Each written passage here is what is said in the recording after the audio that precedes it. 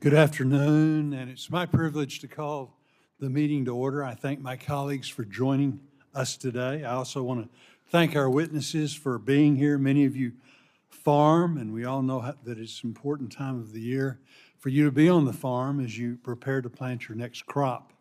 Today's hearing comes at a time of great financial stress for America's farmers. If you're putting something in the ground, you're probably losing money. It doesn't matter what you're planting or where you're planting it. No row crop is currently profitable. In my home state of Arkansas, the last 3 years have been absolutely punishing. And again, that goes across the board with our row crops and all of agriculture, except for cattle. Arkansas now holds the unfortunate distinction of leading the nation in Chapter 12 farm bankruptcies, a sobering statistic. I remain committed with my colleague, Senator Hoeven from North Dakota, and literally everyone on the committee to pursue additional financial assistance for our farmers to lengthen and widen the Farmer Bridge Assistance Program that President Trump announced in December, which is so very important. The recent history of high input costs, high labor costs, and high interest rates, coupled with lower prices and significant trade headwinds for certain commodities, should give us all good reason to think about what the future of agriculture in the United States should look like. It's clear that China is not a dependable trading partner and that Brazil is doing everything that it can do to take over the agricultural markets that traditionally have been dominated by the United States.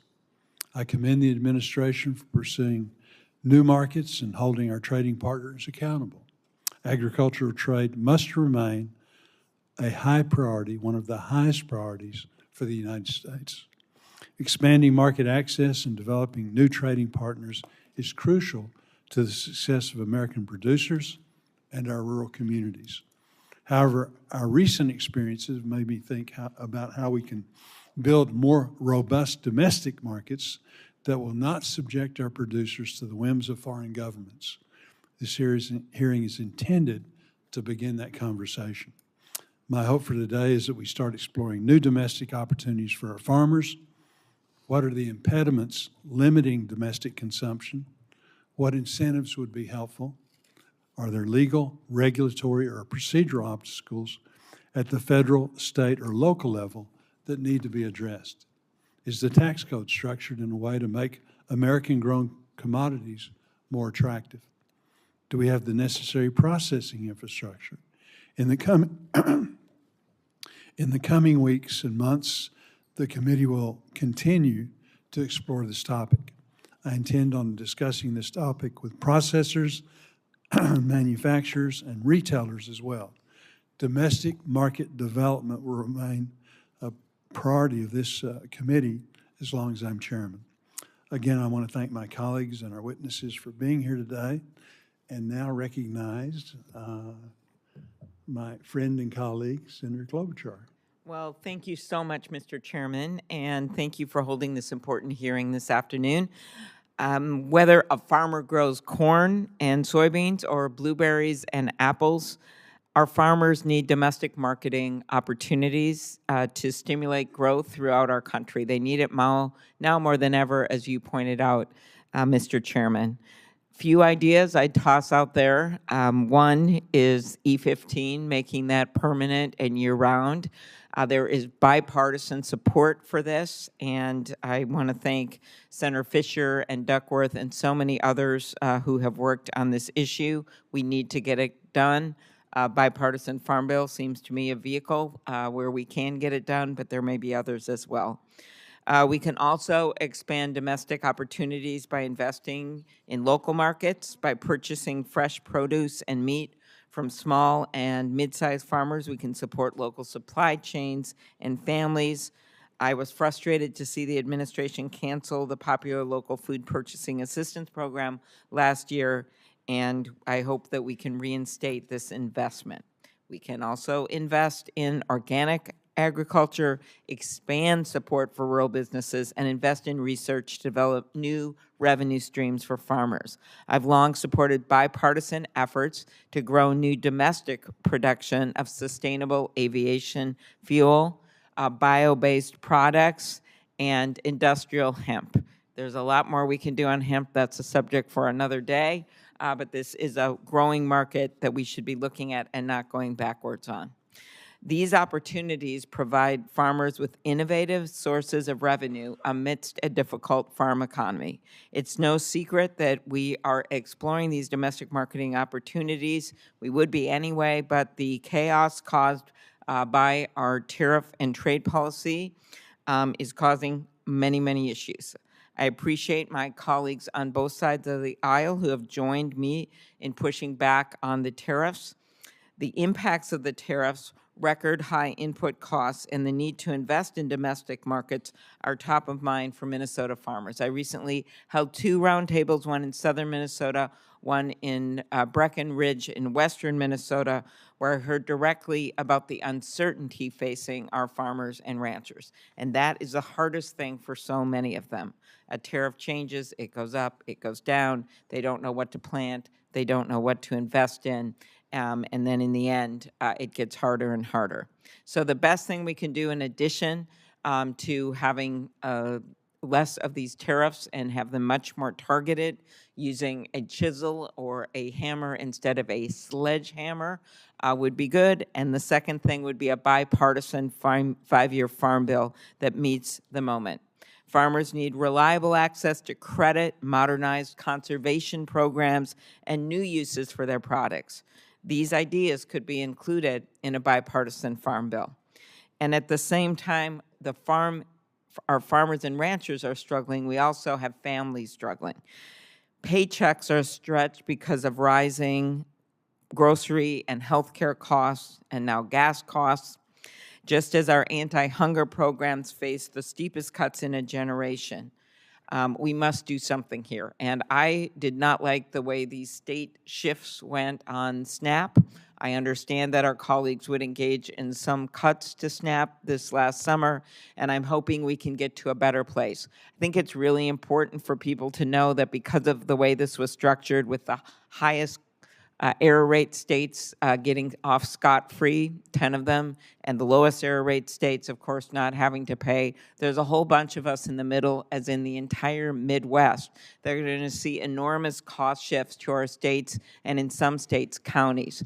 That is why the bipartisan National Governors Association, I'm not talking about the Democratic Governors Association, the National Governors Association have come out with a proposal to delay these cost shifts, the National Conference of State Legislatures and other state and local officials. We should give the states the time to get their error rates down, and we should delay these cost shifts, and we certainly shouldn't be benefiting high error rate states over ones that have lower error rates. So I hope as we look at a farm bill, and I know there's work being done over in the House, that we include some corrections to what happened last summer. So thank you, Mr. Chairman, and I look forward to today's discussion. Thank you. Today we are joined by our colleague from Ohio, Senator John Husted, who will introduce 2 of our witnesses. I didn't realize that Ohio was taking over the meeting.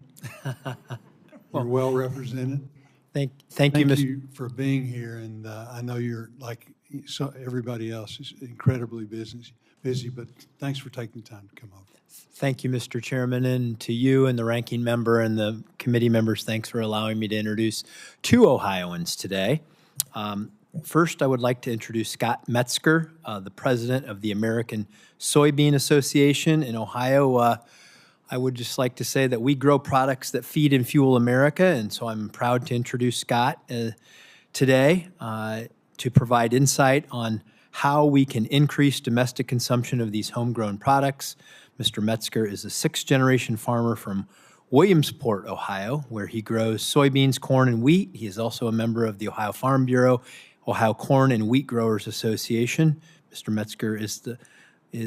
Metzger's leadership is in guiding one of the largest farm organizations in the country is a testament to Ohio's agricultural impact on our great farm economy. And I want to thank you for joining us today, Mr. Metzger, and we're looking forward to hearing your testimony.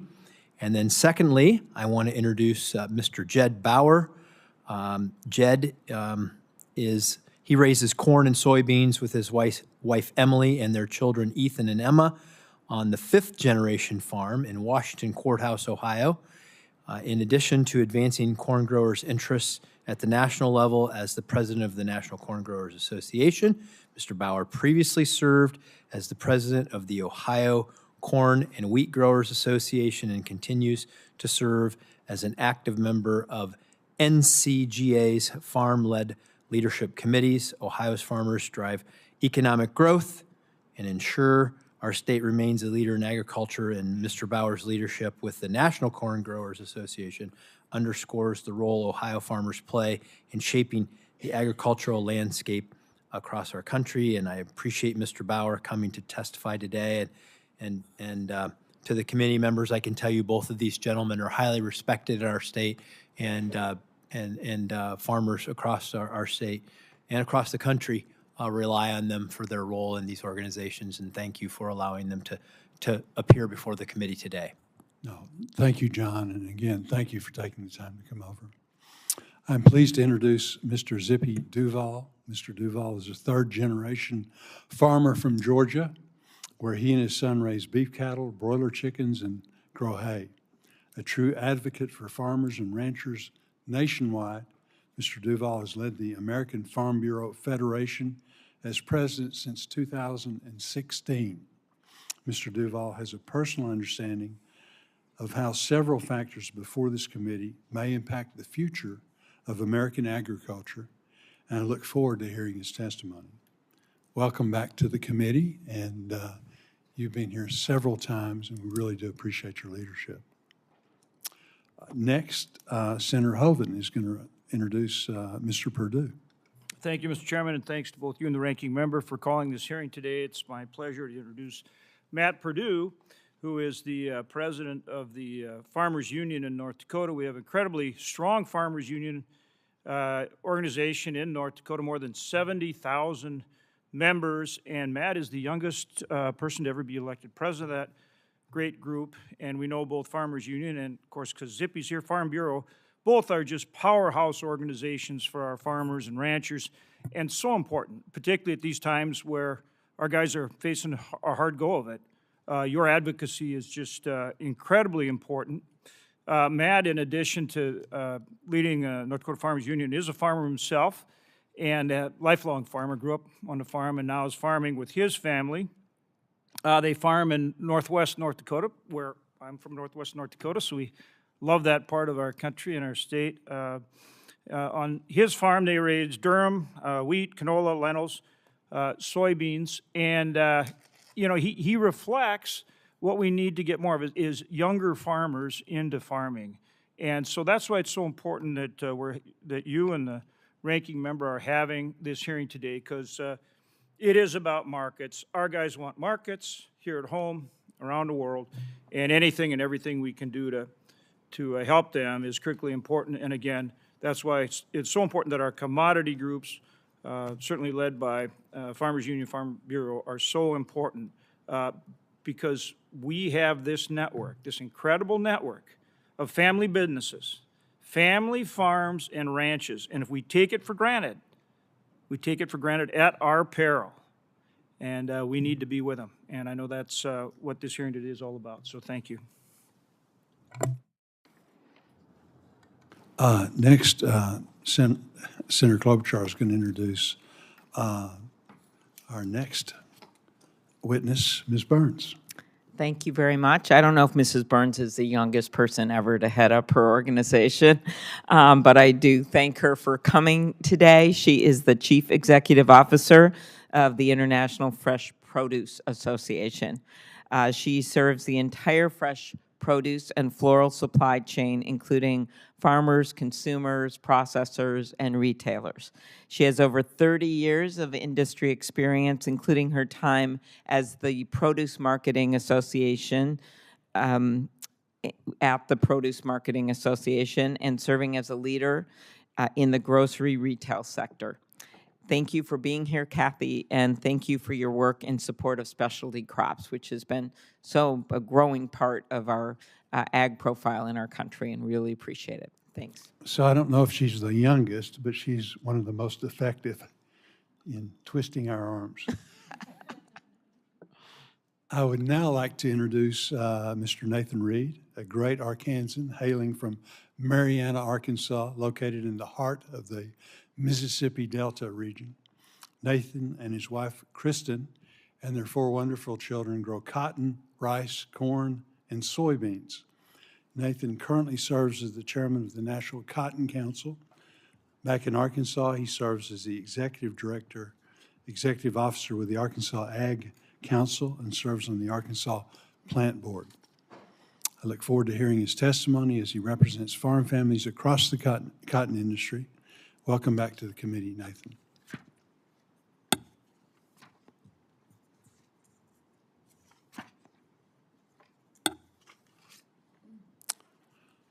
Again, thank all of you all for being here. You can go ahead and come up.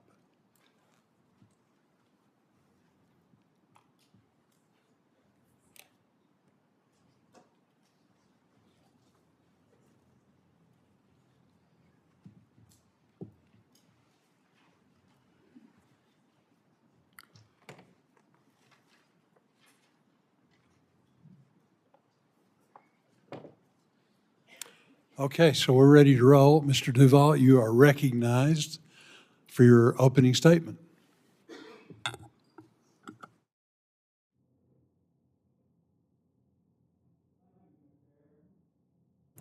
Thank you, Mr. Chairman, and Ranking Member Klobuchar, and the members of the Senate Agriculture Committee. I want to thank y'all for the opportunity to testify on this important topic.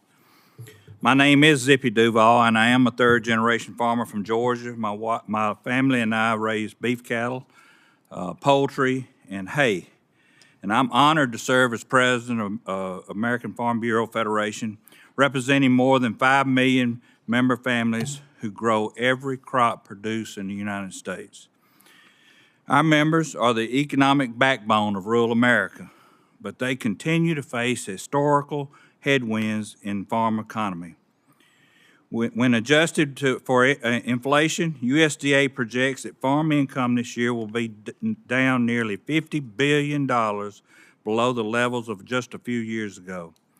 One of our young farmers from Oklahoma pointed out to me recently that his prices have fell to the lowest level in his lifetime, while input costs have continued to increase faster than ever.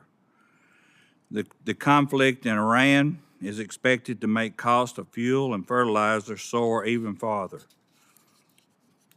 Congress and the President have delivered critical support, and we're grateful for that support and investment in our risk management tools, trade promotion, conservation, and addressing animal diseases.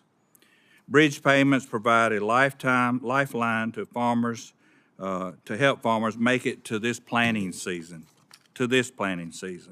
But farmers do not want to rely on government aid, and aid should not be needed year in and year out. That's not a normal volatility. It's structure in balance, and that's why this hearing is so important today.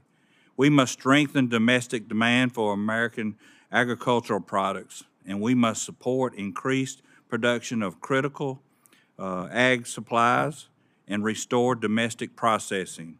We must ensure our safety nets are strong and expand fair access to markets abroad.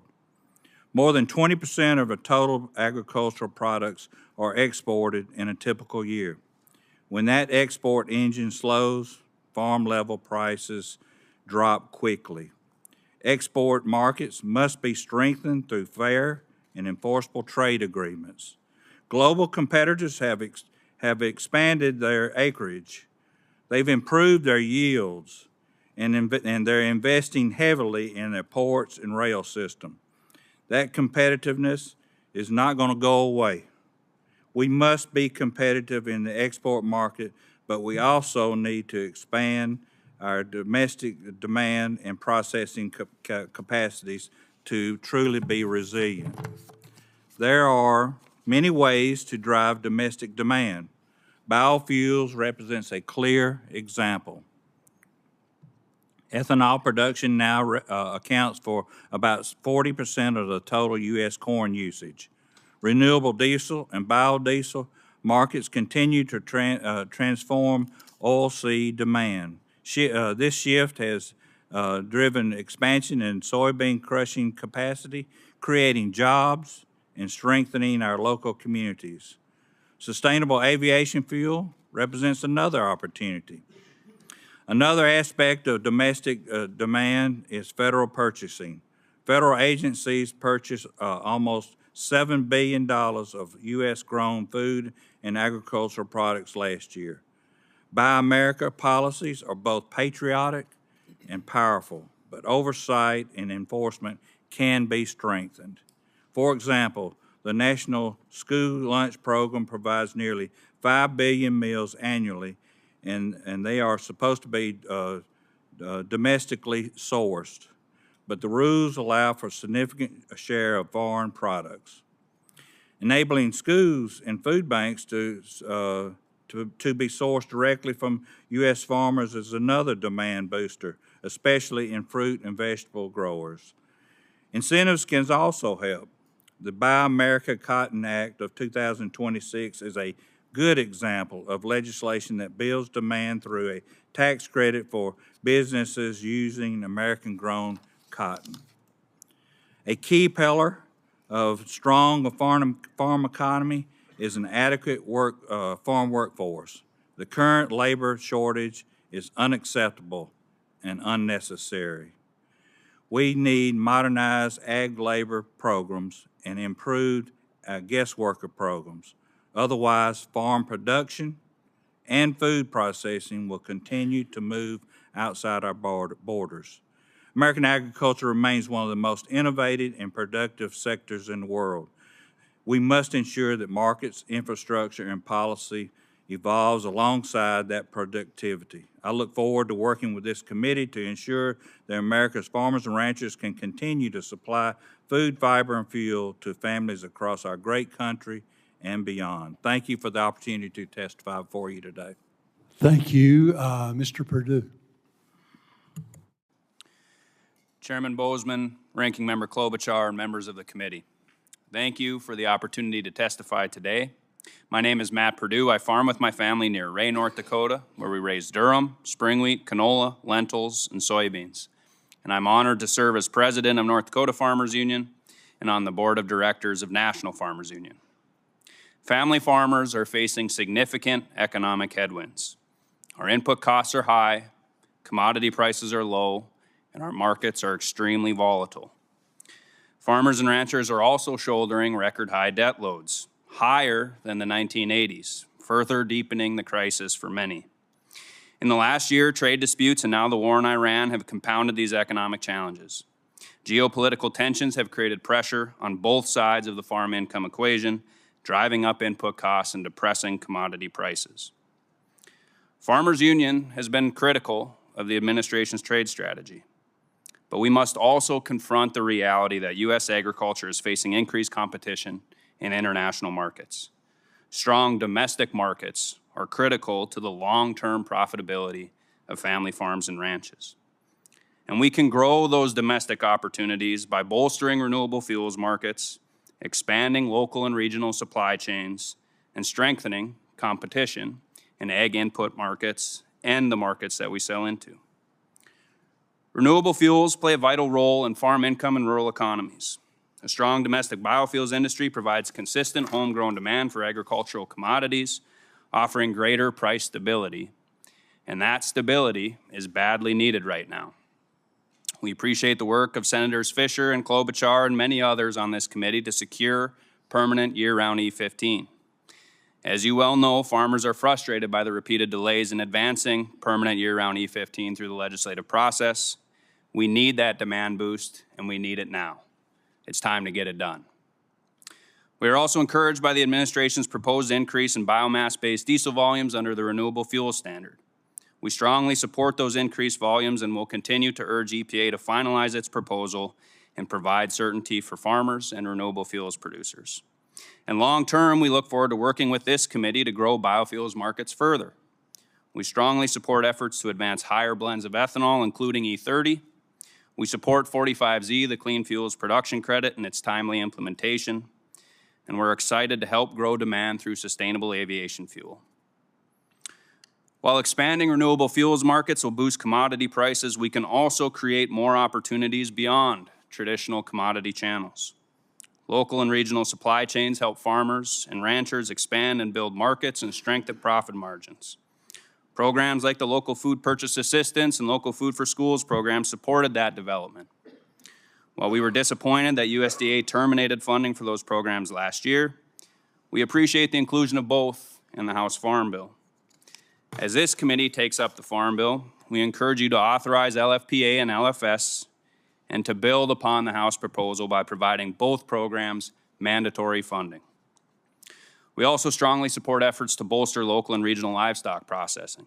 In recent years, a combination of federal and state programs have meaningfully expanded market opportunities for North Dakota ranchers. Those investments are having a real impact for real families. For example, the Bruner family from Drake, North Dakota has built Dakota Angus beef, a brand that now has statewide recognition. And through Dakota Angus beef, the Bruners are selling their own beef directly to consumers and to restaurants, capturing a larger share of the consumer food dollar. Their story is a great example of how targeted support can help hardworking producers create new opportunities for themselves, their families, and their neighbors. And finally, we must recognize that most of the markets we buy from and sell to are heavily consolidated. That consolidation limits options for farmers and ranchers, and it compresses our margins. We appreciate the administration's recently announced investigations into farm inputs and the major meat packers, but investigations will not help farmers and ranchers unless they are followed by real enforcement. We urge Congress and the administration to work together to provide meaningful antitrust relief and remedies for farmers and ranchers. Family farmers are experiencing real economic pain. We need real solutions. We look forward to working with this committee to expand domestic opportunities, create new ones, and to ensure that all our markets are fair and competitive. Thank you for the opportunity to testify today. I look forward to answering your questions. Thank you very much, Mr. Reed.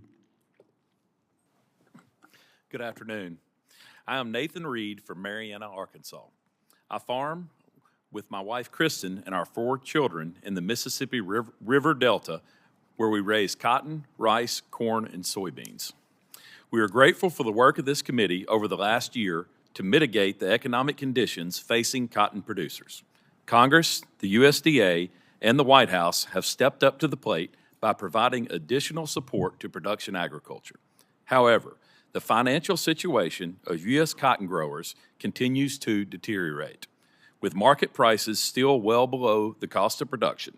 This is on top of deep losses producers suffered in 2023, 2024, and 2025. We're encouraged by Chairman Boozman and Senator Hovind's efforts to provide additional economic assistance for 2025 losses. We look forward to working with you and the leadership in the House and Senate to achieve this result.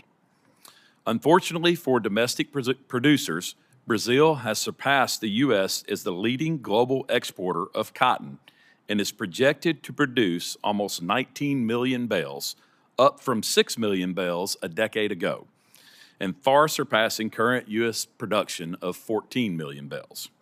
Over the last 20 years, cotton has seen no consistent demand growth. To make matters worse, during the same period, man-made fiber consumption has more than doubled, with much of that being Chinese polyester priced at 42 cents per pound. While ad hoc assistance and Farm Bill provisions have helped substantially, the U.S. cotton industry cannot survive without stronger demand. We are grateful for the leadership of Senator Cindy Hyde-Smith, who last year introduced the Buying American Cotton Act, or BACA.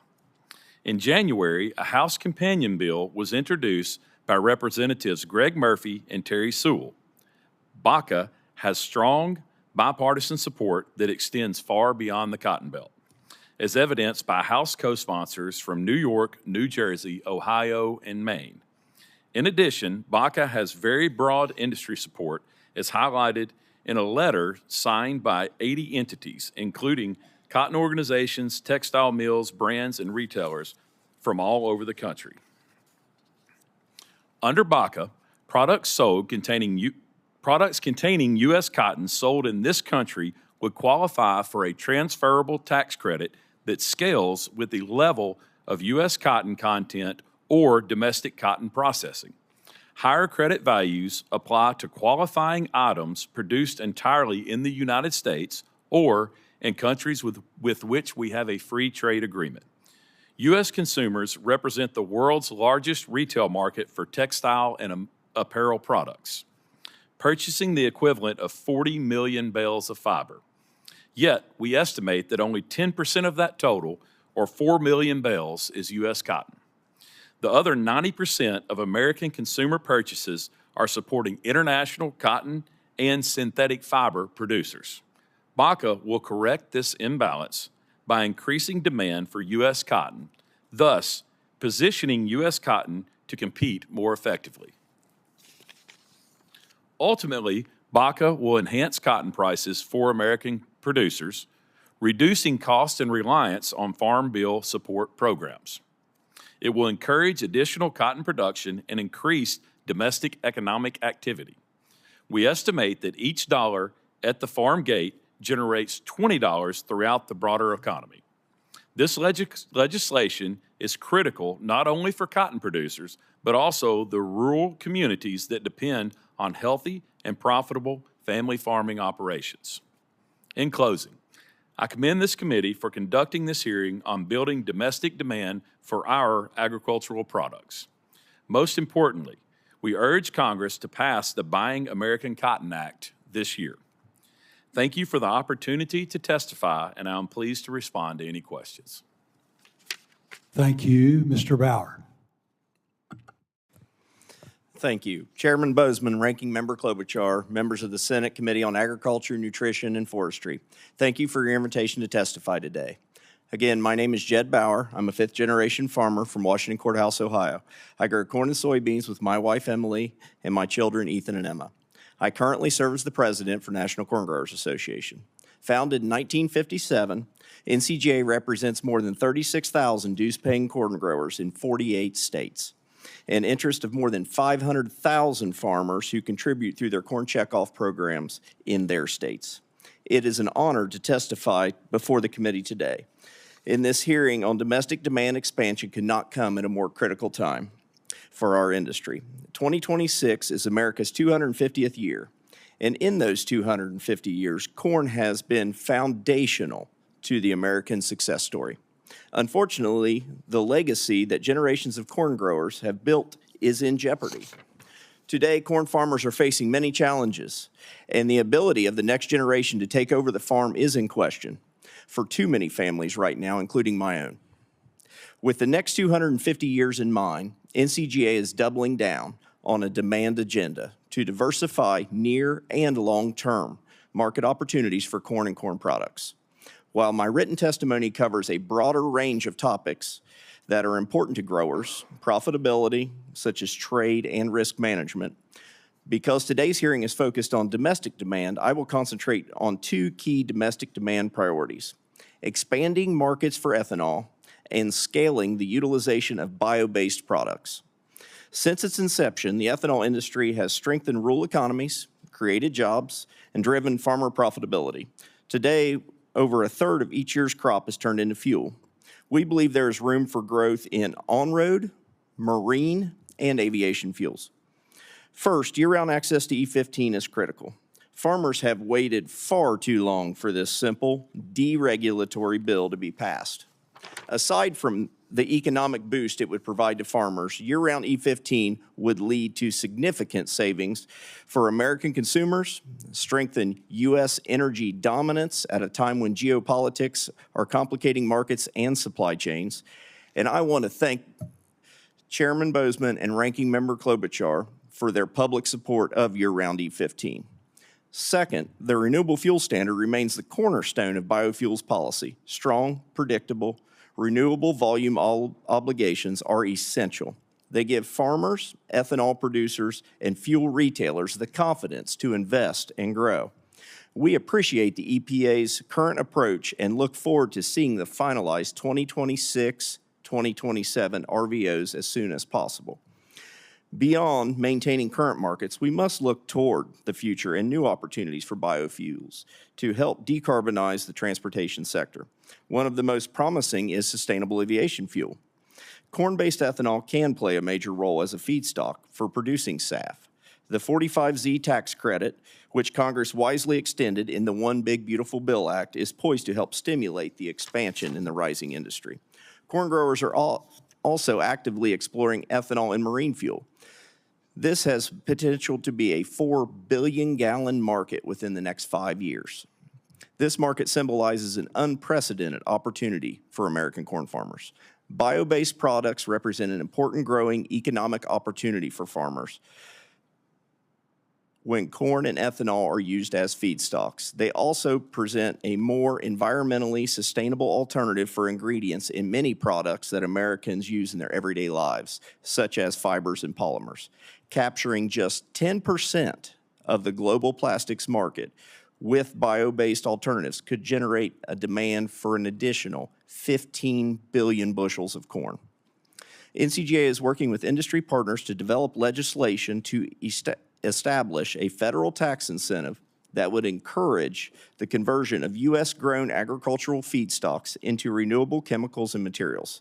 This investment in production credit would diversify demand for agricultural products, strengthen domestic biomanufacturing, and stimulate rural economies. We encourage Congress to invest in these tools. In closing, I thank the chairman, the ranking member, and the members of the committee once again for today's focus on expanding domestic demand markets for U.S. agricultural products. This objective is imperative to our future.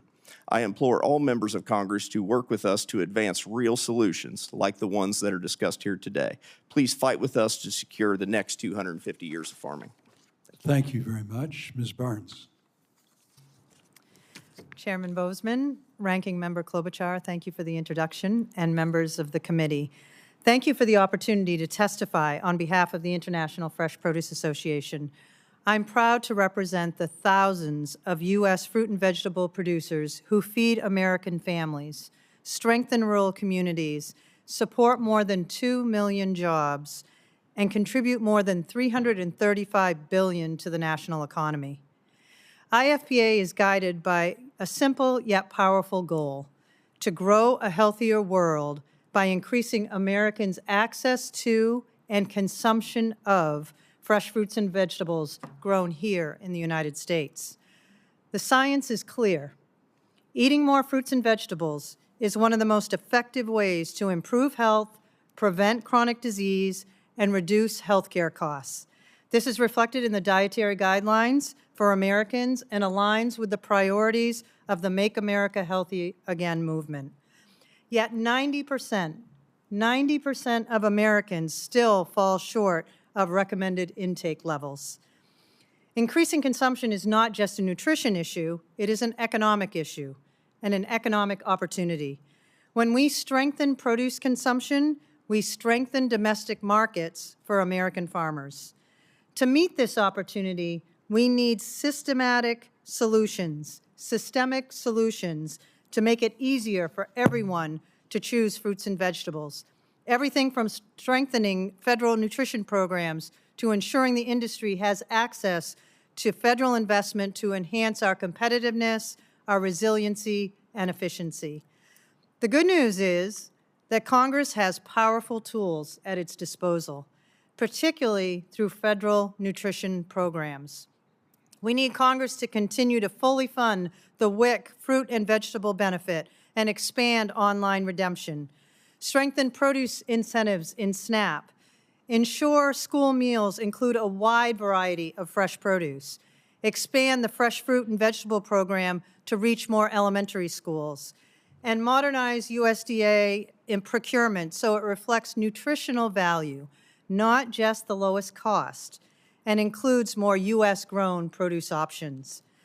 Embedding produce prescription as a standard benefit across the federal health programs will improve the health of nearly 150 million Americans. Ensuring HSA and FSAs can be used to purchase fruits and vegetables is another common sense step. While these actions will help drive consumption, Congress must also support a competitive and resilient supply chain. From the moment it's harvested, fresh produce must move fast.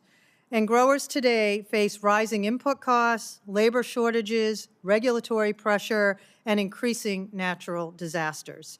Over the past 2 decades, the United States has lost more than 230,000 farms, a stark reminder of the economic pressures facing producers.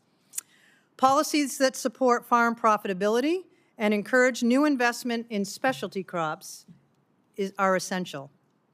Strategic investments in research, technical assistance, risk management, and conservation programs help growers remain competitive across all production systems, conventional, organic, and regenerative. A coordinated national approach to produce packaging is also critical, one that avoids conflicting state rules and balances sustainability goals with food safety, shelf life, and affordability. Finally, consumer confidence depends on a strong, modern food safety system. This includes continued investment in FDA's Human Foods Program, including traceability, implementation, and reliable funding for and consistency across state food safety programs. These are all essential to protect consumers and support growers. Despite the challenges they face, America's fruit and vegetable producers are ready to meet the growing demand, but we cannot do it alone. We need your leadership. Congress has a vital role to play in ensuring every American has access to fresh fruits and vegetables while creating economic opportunity for farmers across this country. On behalf of the International Fresh Produce Association and U.S. growers we represent, thank you for your leadership and for your partnership, and I look forward to your questions. Thank you, Mr. Metzger.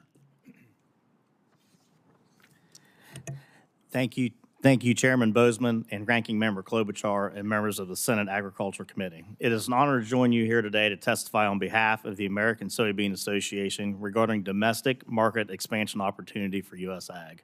My name is Scott Metzger, and I'm a 6th-generation grain farmer from Ohio. I also serve as ASA president, which represents U.S. soybean farmers across 30 soy-producing states. The U.S. soybean industry has a profound positive impact on the economy, with the entire soy value chain generating an economic impact of $124 billion in 2025. However, the trade uncertainty plaguing our industry this marketing year highlights how important strong domestic markets are for U.S. soy. While the soybean industry continues to diversify export markets, embracing federal policies that can promote and expand domestic markets is more critical than ever. U.S. soybean farmers play an essential role in feeding and fueling the world, while also supporting over 1,000 soy bioproducts. From biofuels to food uses to new opportunities for soybean meal and the development of soy-based bioproducts, ASA sees immense domestic market potential for our crop. The domestic biomass-based diesel, or BBD, industry was developed with the support of the soybean farmers in the 1990s. Biodiesel, renewable diesel, and sustainable aviation fuel support American energy dominance while using U.S.-grown soy oil feedstocks. Through federal policy, the U.S. consumed over 5 billion gallons of BBD in 2024, which created over $42 billion in economic impact. Now the industry is on the brink of additional expansion. While the BBD industry increased by 65% from 2021 through 2024, the percentage of soy oil used in BBD production decreased as imports of used cooking oil and tallow surged from China, Brazil, and other overseas destinations. ASA thanks Congress for its improvements to the 45Z tax credit. The changes eliminated the penalty on ag-based biofuels, effectively doubling the credit value for soy-based BBD. Further, Congress prohibited fuel and feedstocks imported from overseas from benefiting from the tax credit. Now, Treasury must finalize the guidance that the soy biofuel value chain can actually utilize the tax credit. The EPA renewable volumes obligation for 2026 and 2027 must also be finally swiftly to promote biofuel industry expansion. The June 2025 draft EPA rule was the most positive proposal ASA has ever seen. Finalization of the 45Z tax credit and RVO rule will provide increased certainty for domestic BBD markets and drive investments to increase production, in turn increasing consumption of U.S. soy. Soy is also a critical component in the U.S. food systems. In addition to food products, soy oil serves as an affordable, heart-healthy ingredient for home cooking and packaged foods. The federal government must ensure that the regulations and policies continue to follow sound science. As state-level food labeling proposals continue to emerge, ASA urges Congress to ensure food affordability remains top of mind, especially as labeling patchworks will increase consumer costs by 12% nationwide. As soybean processing increases to meet domestic oil demand, soy meal offers additional market opportunities beyond animal and aquaculture feed. Soy meal is used as a base ingredient in soy foam, a PFAS-free firefighting foam. Firefighting foams are one of the most common continuous PFAS polluters in the country, and soy foam offers a biodegradable, American-grown alternative. ASA urges Congress to help expedite federal approvals of this product.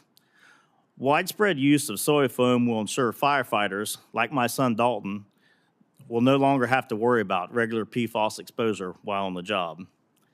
Soy oil-based products also offer immense domestic market growth potential, from tires to infrastructure products to golf balls and artificial turf. The scalable potential of these products is limitless. Like biodiesel, most soy bioproducts can be traced back to the investments made by the soy checkoff. As a proud investor in our checkoff, support is critical to ensure research and development into new domestic market opportunities can continue. As we work to maintain and grow domestic markets for U.S. soy, Congress must continue to focus on biofuels, edible oil, meal, bioproducts. I also urge for our soy checkoff, which is a critical tool to U.S. soybean farmers to use to build markets today. Thank you for this opportunity. ASA appreciates the committee's focus on this critical issue to improve the farm economy, and I look forward to your questions. Thank you very much. Mr. Reed, there's been a dramatic decline in cotton processing capacity, with the number of cotton gins once over 2,000 in 1980, now standing at just under 450, so that 85% of U.S. cotton production today is exported. Can you talk further about the underlying reasons for the trend, with the processing ability and opportunities? Is it out of reason to think that we could actually have textile plants again in the United States? I mean, it seems like every community, we all know communities that there was, some sort of a gene factory or this or that there that have just simply all disappeared. Well, on the cotton gin side, there's been a reduction in cotton acres, which unfortunately has closed many gins. There's been some consolidation of gins and some larger gins built, but it's followed the trend of reduced cotton acres. As far as textile mills, they've had a very tough time. It started when China entered the WTO. We started losing textile mills. And then more recently, the mass importation of cheap synthetic chemical fibers from other countries flooding our textile market in America. And fortunately, we got the de minimis provision reversed, and that has helped some, but we feel that the way to reverse this trend is through BACA to the whole cotton industry, textile, providing more consumption of American cotton will absolutely reverse the trend of the loss of cotton processing facilities, because once they are gone, it's very difficult to get that back. Very good. Mr. Duvall, in your testimony, you talked about the importance of reliable labor. I was glad to see the Department of Labor issue an interim final rule on the effective adverse wage rate. and support efforts to codify the rule. What else can Congress or the administration be doing to modernize ag labor programs? Well, we need to continue to work together to bring a farm labor bill to surface and get it on the president's desk so that we can have a reliable source of labor for agriculture. The programs that we work within now is only seasonable. There's a year-round workers needed in much of agriculture today, all across America, and we need to continue to work on that. We're very appreciative of the work that the administration has done, the Department of Labor has done to try to help some of the regulations. But if you look across America, when I go across America and talk to farmers, it's the number one issue they're facing, that's long-term issue. Of course, the economy right now is the biggest issue that faces them, but labor is the biggest limiting factor that we have in agriculture today. It prevents having young people come back to our industry because they have to expand their family farms and they need additional labor to do that, and we're not able to do that. And then it's overregulated and costs too much. Larger farms have a tendency to be able to adapt to the program because larger farms possibly could have a HR department and attorneys working for them, or smaller, medium-sized farms, it's almost impossible for them to adapt to the systems that we have. So we need to look at this, and it can be fixed. It's unnecessary that we are short of labor. There are people in this world that want to do our work, and we need to find a way to let them come here and help us do it. Ms. Burns, you mentioned that one of the answers to increasing specialty crops is the various USDA programs that are out there. But we have problems with them in the sense that sometimes the bureaucracy, sometimes this or that. Do you have any specific ways that we could make those programs better? Easier for farmers to use? Yeah, I mean, I think anytime you can make the process simpler and easier for our growers, it's definitely a win. Some of these programs that are in place have an opportunity to scale, so the construct already exists. Obviously, some of them need funding, but I will tell you, fully funding the WIC fruit and vegetable benefit is our crown jewel. It really does make a difference in those young families. If you think about school meals, our schools are the largest restaurant in the country. And so we need to ensure that we are providing the variety of fruits and vegetables for our kids because we need to start those habits at a very young age. So again, streamlining processes always, but some of the recommendations that we put forward don't cost a lot of other bureaucracy. It's just a matter of opening up the policies, like ensuring HSA and FSAs are used to purchase fruits and vegetables. That's good. I visited with the school lunch professionals today, and they were mimicking exactly the same things you said, so it's great. Senator Klobuchar. Thank you, Mr. Chair. I've long led bipartisan efforts, along with so many of my colleagues, to make E15 available year-round. I appreciate so many of you bringing it up. It's an obvious solution to what we're facing now, which is some higher gas prices, which we weren't facing a few months ago. It seems to me like the moment to seize to show that we have a diversified fuel supply, and it's already, 10% of our fuel? And I just think this would be the smartest thing to at least send a message to those soybean and corn farmers that this is a market that we want to fill, and this is the time to do it. So new economic analysis from the University of Missouri shows that E15 is currently saving drivers about 25 cents per gallon. Mr. Bower, with the cost of production being so far above the current price of corn, what would the availability of year-round E15 and higher blends of ethanol mean for corn growers across the country? Well, Ranking Member Klobuchar, thank you for the question. You know, absolutely tremendous. As we look at potentially our fourth year losses in a row, and trying to, at least on my personal farm, trying to figure out how I'm going to pay for my inputs that are so drastically out of line.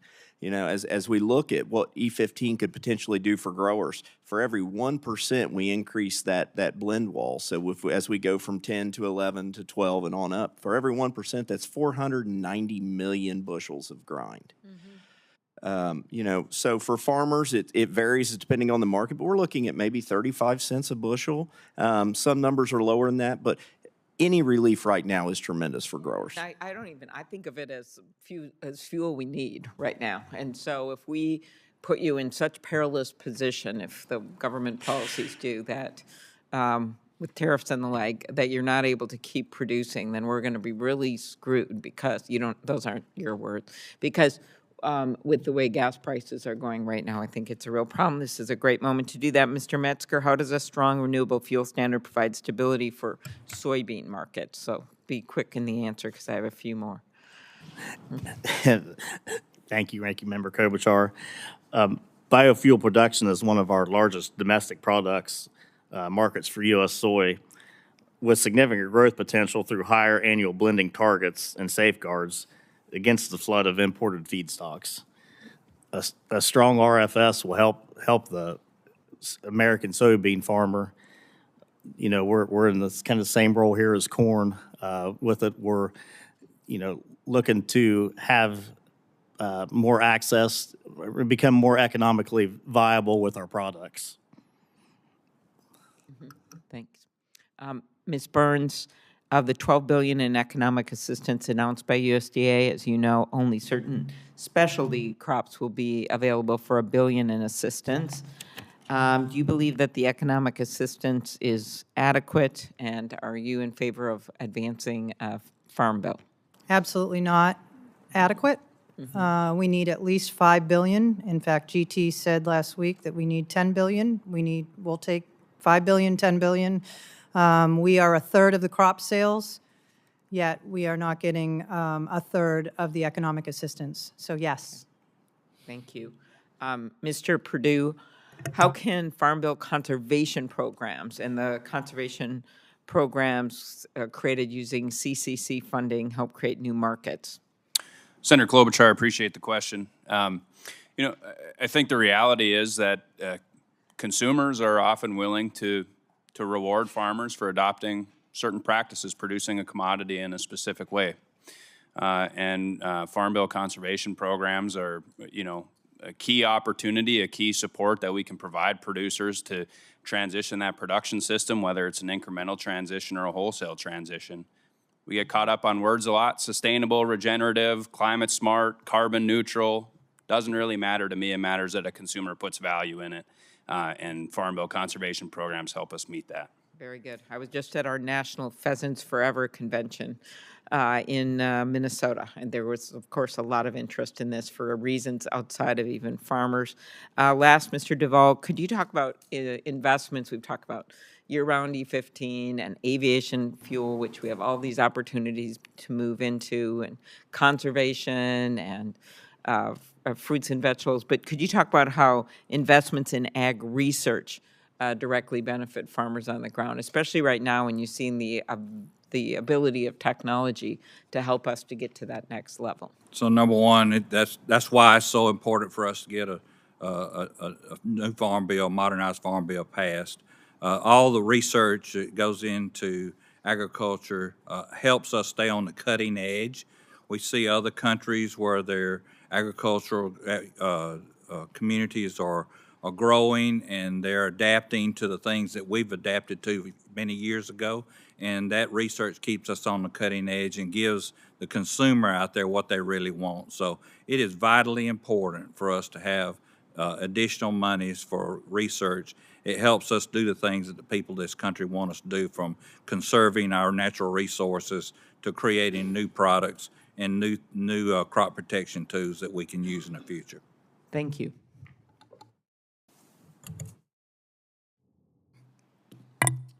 Senator Hoeven. Thank you, Mr. Chair. In the One Big Beautiful Bill, we included updates to ARC PLC and also to crop insurance. Very important.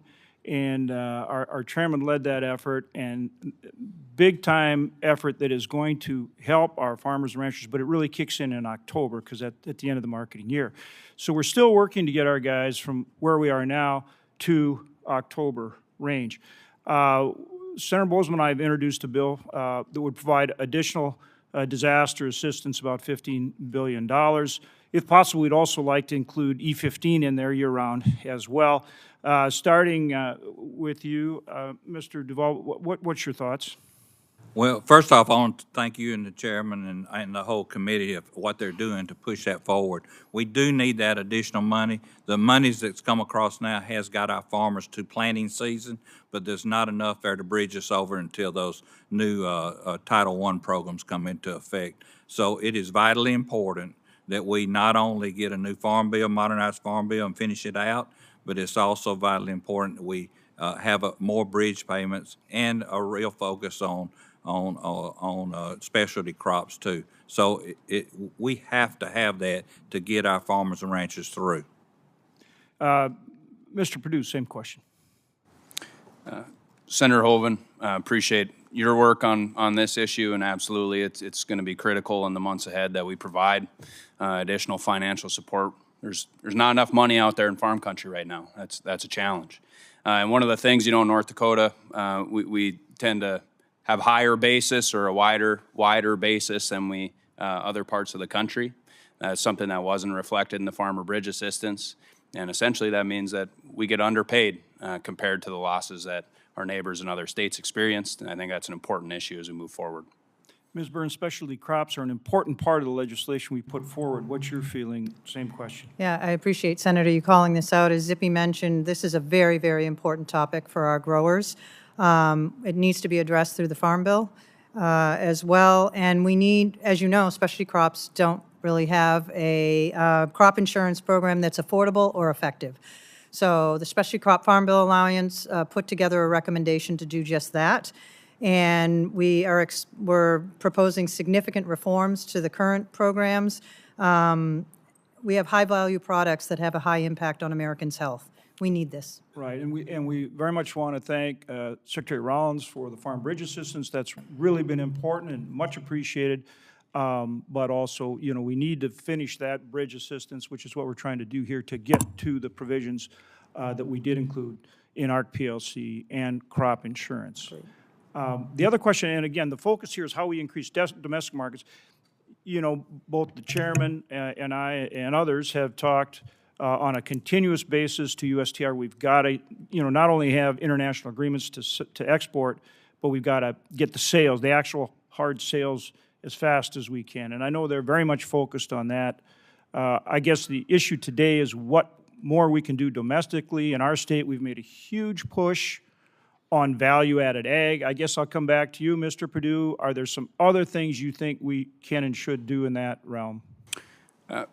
Senator Hoeven, I think one of the biggest things to point out with North Dakota's story is we've made big strides on ethanol, we've made big strides on soybean crush, but we also have pea flour processing and craft malting and a lot of diversity, wheat flour milling. That's driving a lot of opportunities for producers. Now, we're still in tough economic times. It hasn't totally changed the tide, but the more we can create diverse opportunities for producers, I think the better off everybody is. I think it bolsters our resilience on the farm in North Dakota and across the country. And to foot stomp that, we now grow 40 different major crops, and a lot of it is because we do have the ability to do processing. Mr. Perdue, what can we do on the input side, on the fertilizer and those kind of things to help? Those input costs have gone up so much. What are the top-of-mind things we can do there? Mr. Duvall, I'm sorry. Thank you, sir. Well, one thing, we need to look at the tariffs that are being put on and make sure that we exempt all inputs that come in from out of country and crop protection tools that we utilize. That would help drastically to make sure that all that and retain those exemptions for them. And of course, we need to look for ways to increase the production of those ag supplies that we need here in this country. And I know that take a big investment. I know it can take a long time.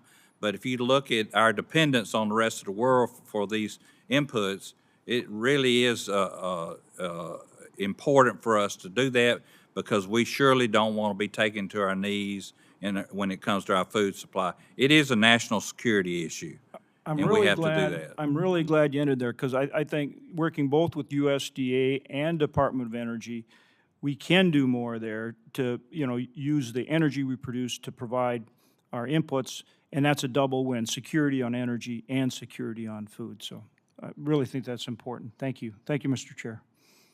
Senator Smith.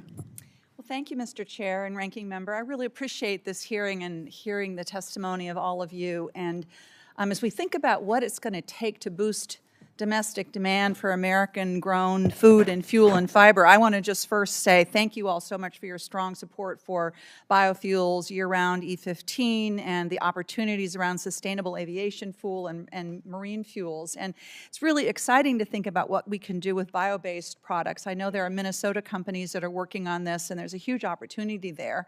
I'm struck by how our innovation and value add has always been our competitive advantage in this country. And that has been fueled by a big public-private partnership. You've got private industry, you've got academic institutions, you've got the federal government, land grants, extension, all doing the kind of research that it takes. And I just hope, colleagues, that as we think about the role of the federal government, as we think about a farm bill, that we are paying attention to the support that we need to provide to research, because I think it's just crucially important. I also just want to put a note on the impact of labor shortages that quite a few of you have been talking about and what that means for farm country. And I can't let this moment pass without observing that in my home state of Minnesota, the administration's immigration policies has had a devastating impact on farm labor. And food processing labor. And as farmers, as we think about getting ready to go into the field and the work that we have ahead of us this spring, there are a lot of people that are just not there anymore. Not because they were here illegally, but because it is too risky for them, even with their legal status, to be here in Minnesota to do the work. So I just think we all need to think really hard about what impact these immigration policies are having on our domestic food production. But I want to go to something, Mr. Perdue, that you were talking about that I think is really interesting and very relevant to this conversation. We've got rising input costs, we've got the impacts of tariffs, the impact of the war, the Iran war on pushing these costs even higher. And it's no secret, right, that one of the biggest factors that we have here is the lack of options that farmers face because of corporate consolidation. And this is an issue both on the supply side, like where are you going to get your inputs, what companies control those inputs, and it's also a big issue on the demand side. If you are producing beef or corn or pork, the few numbers of who you can sell to. Minnesota farmers will often say to me basically, I feel more and more like I'm just a contractor to a big company, that my business is not even my own anymore. So this is an issue that many folks on both sides of the aisle have worked on in this committee. Could you just speak a little bit more to this, and what impact you see this consolidation has on the overall competitiveness as we want to build bigger domestic markets for American-grown food in this country? Senator Smith, appreciate the question. And when you look at the reality of the markets, again, that we buy from and sell to, most of them are controlled by 3-4 companies, control 85% of those markets. And one of the things that I consistently hear from neighbors, friends, fellow farmers and ranchers across the state of North Dakota is input costs are just through the roof. Right. And, we need to figure out some way to provide relief, but, now we have additional geopolitical tensions, right? The Strait of Hormuz and some of the challenges there, driving another increase in already high fertilizer costs. That fertilizer cost on an acre of wheat is about 40% of your production cost, and that's going up 30% now. I mean, you can't make it work. You can't make it pencil out, and we have to look at market structures and the ways in which they create challenges for market participants. Right, and there are, I would just add, there are a lot of good ideas on, again, as I said, on both sides of the aisle. I have legislation with many of my colleagues to get at this consolidation issue and the direct impact it's having on the ability of producers to make a profit. And you said there's just not enough money in farm country, and I would argue that there is a lot of money in farm country. It's just that it's going to fewer and fewer institutions and organizations, and that's the problem that we have to get after. Thank you, Mr. Chair. Thank you. Senator Ernst. Thank you, Chair Boozman and Ranking Member Klobuchar, and thanks for all of our witnesses for being here as well. I've been traveling across Iowa, and I meet with farmers all the time, and I hear one very clear message, and many of you have stated it already: markets, not aid. Okay, I hear it all the time. Since coming to Congress in 2014, I've been fighting to grow our domestic markets and increase consumption of American-grown commodities. And today, farmers in Iowa, whether you're traveling near my family farm in southwest Iowa, all the way over to the other side of the state, in eastern Iowa, and across the country, because I'm hearing it from you, all of these farmers are being squeezed by the high input costs and low commodity prices. So, Congress has a real opportunity right now to respond by expanding our domestic markets, putting more money into the pockets of our producers and rural communities. And a new 5-year farm bill would be an exceptional place to start. And I do applaud Chairman Thompson for moving a bipartisan package in the House last week. And I'm hopeful that we can make the same progress here in the Senate very soon. But the Farm Bill isn't the only avenue to do this. We should be looking at every opportunity to increase demand here at home. So we're going to stay on some of the themes you've heard already. The recent spike in oil prices following activity in the Middle East really reminds us how vital energy security is. Energy security is national security. Food security is national security. And how higher blends of ethanol can help keep gas prices affordable here at home. So producers and consumers alike deserve long-term stability. So, Mr. Bower, how does E15 strengthen our nation's fuel supply and support strong grain prices for farmers? Well, thank you, Senator. To reiterate on what you just said, the conflict going on right now, this is a prime example and a prime time to bring that strength in domestic production up so we're less reliant on all the foreign countries. It's so much better. We grow a product here, we can produce it here, we can burn it here. It's a perfect opportunity for the American farmer and the American people. And I think we're in a prime position to move that forward. We're so close. We've been close many times, and it's so relieving to see so much support in this room for that. Tremendous for us as growers, too. I mean, at a time when input prices are just completely out of sight, and we're worried, losing sleep every day on how we can possibly raise another crop next year. We need this market boost as we try to market last year's crop and try to figure out how to pay for the inputs this year. Prime time for this to happen, and we need the support for the consumers. It's been mentioned, if we can lower the price 25 cents a gallon, I mean, everybody in America gets a break on this. And I'm just so thrilled to hear all of you talk positively about it. Yeah, thank you. Mr. Duvall, do you have any thoughts there as well? Yes, ma'am. It's vitally important. E15 is a no-brainer. It's a win-win-win. It's a win for the consumer. It's a win for the farmer, and it's a win for you to make sure that you can do that for the consumer and for the farmer at the same time. So, and there's no better time to do that, especially with the threatening of some of the fuel and oil going up because of the war. Yeah, absolutely. Thank you so much. I'll also add we need to make sure that the infrastructure requirements don't stand in the way of offering E15 to those who want that cheaper fuel source. And I am leading a bill, it's Ethanol for America Act, to deem existing fuel equipment as compatible with ethanol blends up to 15%. And it's a really simple fix, and it would avoid costly infrastructure upgrades and build on the $4 to $6 billion in savings from securing permanent year-round E15. So President Trump has already asked Congress to deliver a bill to his desk, and it's really well beyond time to act. I'd love to talk a little bit more about 45Z as well. We've got the clean fuel production credit hanging out there. I would like to see more work done on cover crops and other initiatives that our farmers have as well. I think that has been lacking.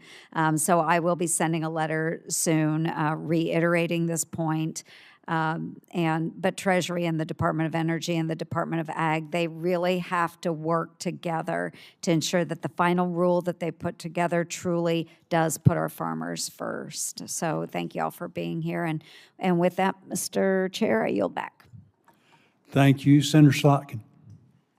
Thank you, Chairman. And I want to welcome you all here and associate myself actually with a lot of things that Senator Ernst just said. You guys have been going through a lot. We owe you a farm bill. That's our job, and we've always had a great tradition here. The woman I replaced, Senator Stabenow, that was a big deal to her, and so it's a big deal to Michigan. I want to also put down, it seems like very bipartisan, E15 year-round. Can we just do it? I thought we were getting close. I thought there was a moment. Let's just do it. It's so good. Good for the consumers, good for our farmers. It's a good deal. I think the thing I want to talk about, we're talking about expanding American markets, which is very important, but just review the bidding on sort of where we are here. I'm going to do this as neutrally as I can, and I want you all to correct me because I'm not trying to be political. I'm just trying to review the facts for the farmers, particularly specialty crop farmers. I come from Michigan, and we are the most diverse crop state in the country with access to water. The president, in his first term, put on a bunch of tariffs. Our farmers started feeling it immediately, and then he spent $23 billion in bailouts. And I have heard over and over again, just like Senator Ernst, we don't want bailouts. We want access. We don't want, this money to be paid when we're suffering. We want access to markets. Second term comes in, and the Secretary of Agriculture was here, and I said, can we not rinse and repeat from the first time where we're having to again bail out farmers? We've put a bunch of different tariffs on. It's hard to know on a given day, but right now, so far, the spending package, the bailout package for farmers is $12 billion, and we're just 14 months in. So it feels like taxpayers are kind of in this do loop where a bunch of tariffs are put on. We all want our farmers to succeed, and in order to keep them afloat, we have to bail them out with taxpayer dollars, and it seems, in my mind, at least unnecessary. But in that package, and Ms. Burns, this is for you, we've had a real lack of clarity on what this aid means for specialty crop farmers. $1 billion out of the 12 was put aside for us. You just said in your opening statement it needs to be way more than that.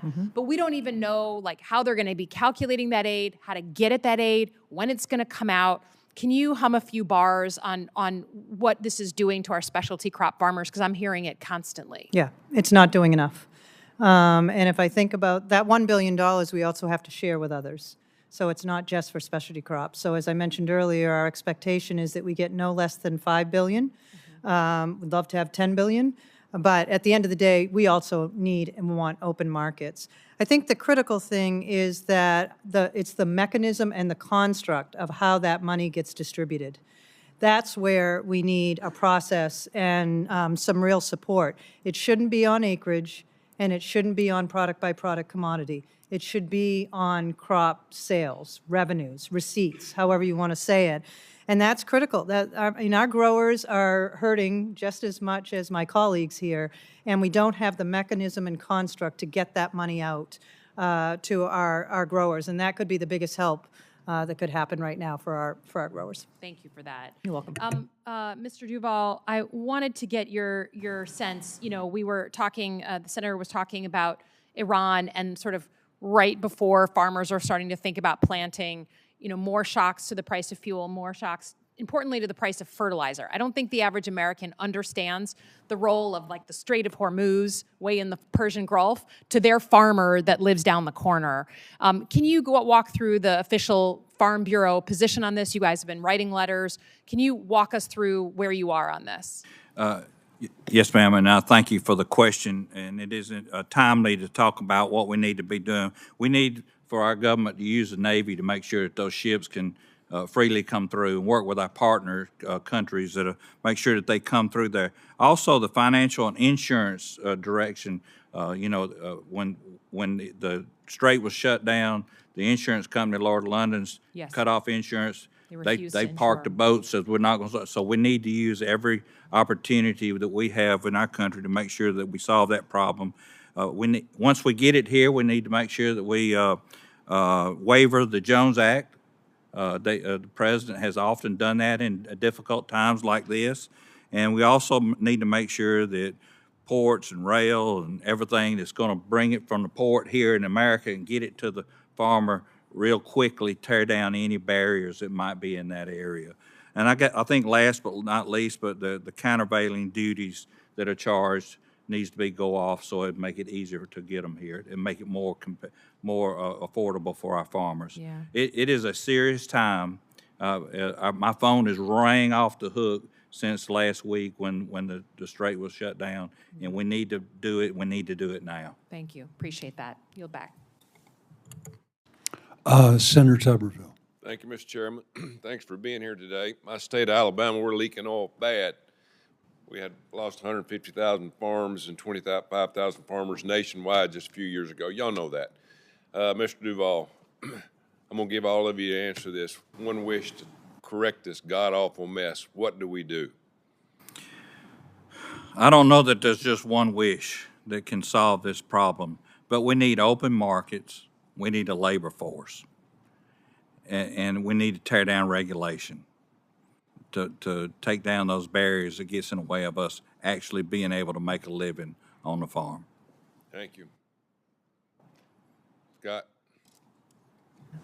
Yeah, thank you. And there's not a one answer fits all on this, but Give me a good shot at it. give you a good shot at it. Well, we get some new markets opened up. Continue with the trades that we've had, and then on domestic markets, getting those ramped up. 45Z, we get the RVO numbers out and finalized. Get some domestic use done. That's going to help. Ms. Burns? Since Zippy said labor and open markets, I'll do a third one. And I think the federal government can take action to incentivize healthy eating and to incentivize and provide better access to domestic-grown products, especially crop products here in the U.S. And we can do that by driving consumption. Huge opportunity for us in the U.S. And Americans will be healthier. Thank you. Senator, short term, that's a challenge for new markets. I think we all know. E15 is poised to be right there.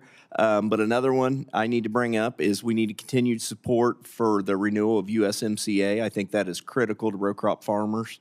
Mexico's our number one exporter of corn. Canada is our number one export market of ethanol. Truly critical for growers in the short term while we build out these domestic markets. Thank you, Senator.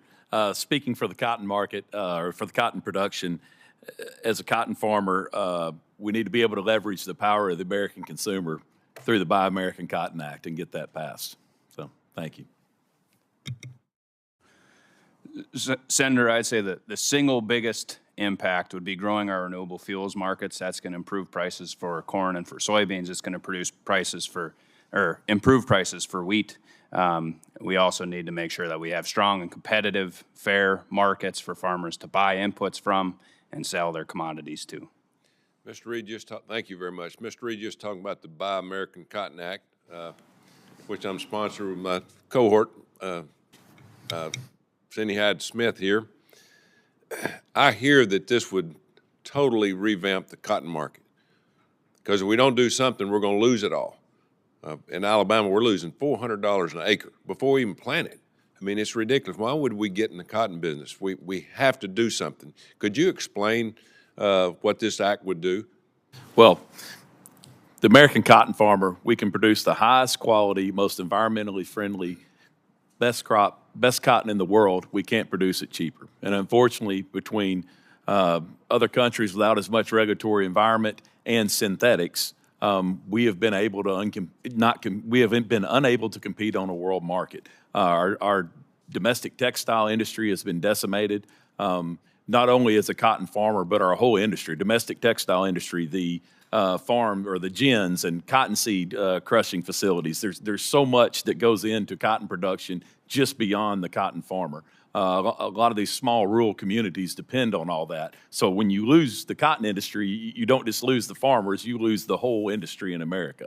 And we feel that the Buy American Cotton Act will reverse that trend and provide, allow us to use the power of the American consumer that consumes 40 million bales of textiles a year. It will allow us to bring that market back and because there's rewards in there for domestic produced thread and fiber. There's a bigger tax credit, but it'll allow us to, until our American mill industry comes back further, export cotton, and then American cotton comes back in garments that may have been produced overseas, and brands and retailers get a tax credit, so it will increase demand for American cotton. Thank you. Good explanation. Thank you, Mr. Chairman. Thank you, Senator Lujan. Thank you, Mr. Chairman, for calling this hearing and for our witnesses for being here, taking a time away from home. It's not always easy when you have other responsibilities, and that doesn't just include the farm, that includes the family. So thank you all for taking a moment. Mr. Chairman, before I jump into questions, I just wanted to reflect on something here. We all fought for seats on this committee because we care about farms, we care about our ranchers, we care about people, we care about access to food. And I was a little saddened by the markup that came out of the House of Representatives on the Farm Bill because it's not bipartisan. It didn't take into account all of the programs that have been devastated that are hurting folks across the country. I certainly hope, Mr. Chairman, that in the Senate that we can show our House colleagues that we know how to count. Because, growing up on that little farm, my grandparents, they taught me when I'd go get those eggs that sometimes there weren't eggs and not to count them before they hatch. Also, if we wanted some new chickens. And basic arithmetic around here seems to evade everybody. I don't understand. If we're going to talk about getting a strong bipartisan bill here that's going to help all of our farmers and our ranchers and just make sure we have food for people that are hungry and that we're going to do something real here, that we find a way to do it, Mr. Chairman. And so I just certainly hope that everyone hears that loud and clear. And for me, if we can't address the food problem that was created in some of these pieces of legislation of devastating access to food for hungry people, that shouldn't be a starter for us. Because cutting these food programs and access to them, that hurts all the farmers across the country as well. Keeping grocery store shelves empty, that's not good for anybody. A big percentage of that dollar that's spent, I think it's 20 cents, when it comes to buying food in those grocery stores, that little bit amount, that's what goes to farmers and ranchers. And then for all of our folks who aren't here that can food, I mean, hell, they're already struggling because the cost of the tin that it takes to make the damn can, they can't afford to do it anymore. And oddly enough, the tariffs, they don't hit the can that has food in it that comes into America, just the empty can. I'm just beside myself as I try to figure out all these crazy rules. So I'm certainly hopeful that we'll get there. We're seeing now additional kickers when it comes to the cost of fertilizer, the war in Iran. Now, I didn't realize that we got so much fertilizer input from that strait. And I'm now realizing how much that's hurting our farmers and ranchers back home as well. And so I just hope that we look at this farm labor shortage. There's a bunch of USDA staff that have been fired.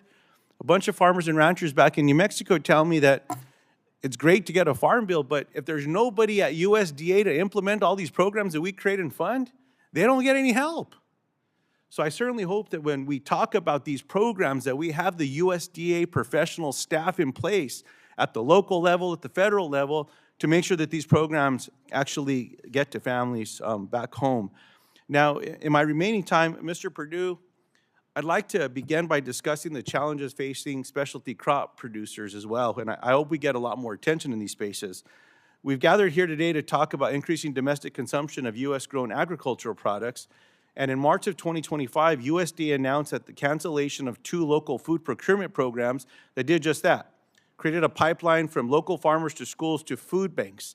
The cuts at the LFPA and LFS made by USDA total about $900 million. Now, farmers and ranchers back home told me that these cancellations had negative impacts on their operations. Can you speak to the uncertainty these cancellations had on fruit and vegetable growers, especially folks who had made purchasing and planting decisions based on these grants? Senator, appreciate the question, and certainly there were benefits to the LFPA program, or from the LFPA program to North Dakota. There was $400-some thousand in products purchased from North Dakota farmers, ranchers, processors that were then used to support hungry people through our Great Plains Food Bank. That's an important demand boost. We're a very rural state. If you want to have a base of demand for those small-scale direct marketing type operations, you need some of that institutional demand, and pulling that away certainly had significant negative impacts for many of those producers. I appreciate that. And Mr. Chairman, as my time expires, I certainly hope we keep an eye on some of these as well, because these are good for farmers and ranchers. And look, for folks that are saying, why are all these senators sitting up there? They don't know a damn thing about our farms. Look, my hands are cut up from cleaning a ditch this weekend as well. So the Senate's made my hands a little softer. So all the calluses I had when I was a kid, they've kind of gone away. I made a joke this weekend that, one of the things that prepared me to serve in this body is when my dad used to make me clean the shit out of the sheep barn as well. But look, I took a shovel to a ditch this weekend in a sequía. These things go back hundreds of years in New Mexico. It's how we get water going. I think that a few of us need to take more shovels to the dirt and understand what you guys are going through every day so that we can fight for these programs that make a difference and make sure that we get to you as well. So thanks for having me today, Mr. Chairman. I look forward to rolling up my sleeves, working with my colleagues. Mr. Grassley, let's make sure that we get more places to cut up that meat and get it served on the plate, brother. So I look forward to working with all of you to get the work done. Thanks, everyone. Thank you. Senator Grassley. I'm sorry I missed all your testimony, but listening to your answers to questions of my fellow colleagues and what my staff said who heard all the testimony, I think all of you said things that I would agree with, so I want to thank you for your great representation of American agriculture, and thank you for coming and testifying. I think I'm going to submit my questions for answers in writing and give you some of my frustrations, and for the benefit of Iowa farmers and for the benefit of my colleagues here, some of the frustrations I have. And I'm going to start with a lot of things that have already been talked about here by my colleagues, but E15 and the importance of biofuels, and Iowa being the #1 producer of biofuels with about 50,000 jobs implied with it, and a tremendous market for our corn. One of the frustrations I have is dealing with this refineries and the RINs and things like that that are holding up getting E15 by legislation, because the frustration comes from the fact that for the last year or 2 years of Trump 1 and now Trump 2 and then the 4 years of Biden in between, we had E15 by presidential waiver and still have it by presidential waiver. And not any of those 6 or 7 years did I hear one peep out of refineries. But somehow you're going to make it law. And I think somebody figures I can get my hands in the cookie jar and benefit from it, because I know that some of these mid-size refineries are billion-dollar businesses, and I'm not hearing from any small refinery that's not making some money. So what's the big deal? But it's holding it all up, and we're not going to get that $14 billion that the economist for the Corn Growers Association says we're going to get if we can have E15 nationwide year-round, if we don't get it by law, because you're never going to get the retailers to invest in the pumps that it takes unless they know it's permanent law. And I just don't understand it, but we got to get it done. Now, there's some good talk that we're getting close, but we were there in February until some refineries wanted to get their hand in the cookie jar, and then we don't get it in an appropriation bill. So then they tell me, well, there's a good chance it can pass the House of Representatives as a separate bill if they get this final agreement, but you're never going to get it through the United States Senate as a separate bill. It's got to be put someplace. And that could be a 5-year farm bill. It could be money for the Iraq or Iran war when we supplement our defense expenditures. It could be this housing bill that's on the floor right now. But there's no reason that we can't get it done, because, and this is all going on at the same time that we got people in the Congress and maybe even in the administration talking about we're going to give a handout to the farmers of a certain number of $1 billion in addition to the 12 that's always been there. And how many times have we heard farmers in Iowa say, we don't want our money from the federal treasury, we want it from the marketplace. And that's what it's going to take. I heard my colleague from Iowa talk about 45Z. We have some regulations for 45Z, but it hasn't covered agriculture. And the only thing I want the administration to keep in mind when it comes to regulations for farmers to qualify for 45B, don't make it as egregious as they did in 40B. Be a little more realistic when you require farmers to benefit from their cut down on carbon. My last thing deals with tariffs. I don't understand if we're losing $1 on corn, we're losing $2 on soybeans. If we can get the cost of production down a little bit, there's no reason we should have tariffs on phosphate coming out of Morocco when one company in the United States has 80% of the market. There's no reason we should have tariffs on anhydrous ammonia coming out of Trinidad when 2 companies dominate the market in the United States. And there's no reason we should have any tariffs on potash. So you've heard my opinion. Thank you very much, Mr. Chairman. Thank you, Senator Grassley. Thank you. Senator Durbin. Mr. Chairman, Senator Grassley and I may disagree on college basketball teams, but we agree on everything else that he had to say. Amen. And I have to tell you, you and I go back in this E15 debate to the days of Gasohol. It goes back Gasohol a few years ago. So I'm with you all the way on what you had to say on both accounts. I listened. I had a hearing I had to be ranking member on, but I listened to your testimony. And there are 3 things that came out to me. Mr. Duvall, you talked about farm labor. I'm going to put in a word that you don't hear too often, immigration. And we have to be honest about immigration. I've got farmers, dairy farmers, people who own orchards and the like, tell me they just can't get anybody to do it, help them, and they're going to give it up. They do their best and they can't. And those that had loyal employees that came in from Mexico, for example, bring their family every year, good family relationship between the owners of the farm and the workers. They're scared to death to come to the United States right now. You know that for a fact, and I do too.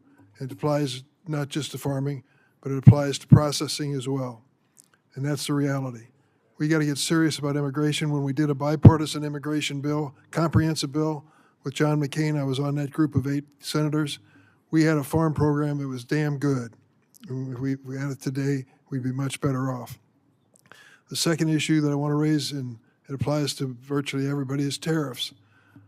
I hear when a door closes, when I meet with farm groups, and they know nobody can hear them, how frustrated they are with tariffs.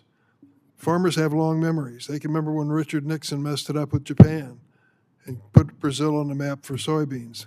Mr. Metzger, you know that story. And I think by and large, this tariff thing, now that the Supreme Court has given it the boot, I hope it doesn't come back. It's not helping. And the third area is what the war in the Mediterranean is going to do to input cost. It's got to be bad. I mean, when you consider what goes through the Straits of Hormuz. So you got three things, three policy decisions by this administration that are really putting us in a real challenging situation. Ms. Burns, I'd like to ask you a question if I can. And I don't mean to pick on you, but one of the hottest, I've been around the Senate for a while, one of the hottest debates I can ever remember in the Democratic caucus was over the issue of GMOs. It went on for days, and people were madder than hell on both sides before it was over.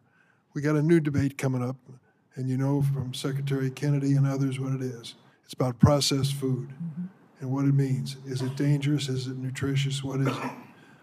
Tell me if your industry, especially crops, is thinking ahead about a proactive position when it comes to alternatives to processed food. Do you see some opportunity there?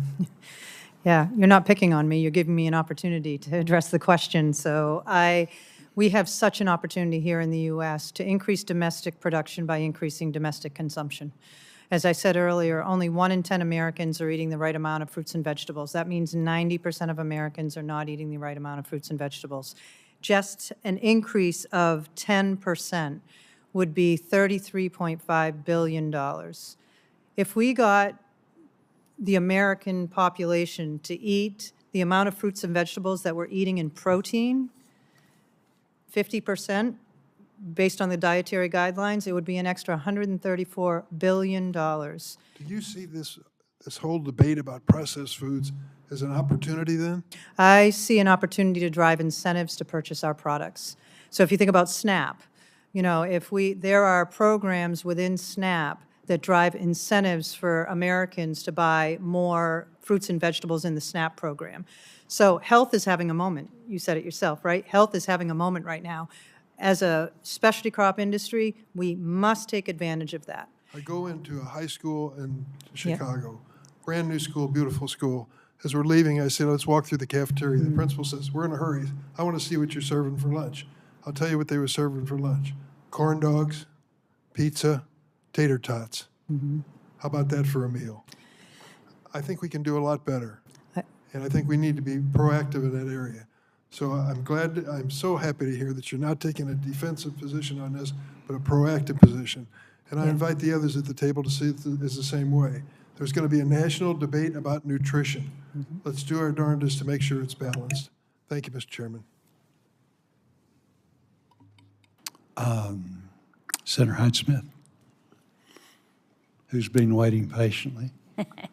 Thank you, Mr. Chairman, very much, and thank you to all of you for your willingness to come and testify. You've done very well, and I certainly appreciate your efforts because I know you could be doing a lot of other things, but we're certainly glad you're here. We're talking about this hearing to discuss ways to increase domestic consumption of U.S.-grown agriculture products.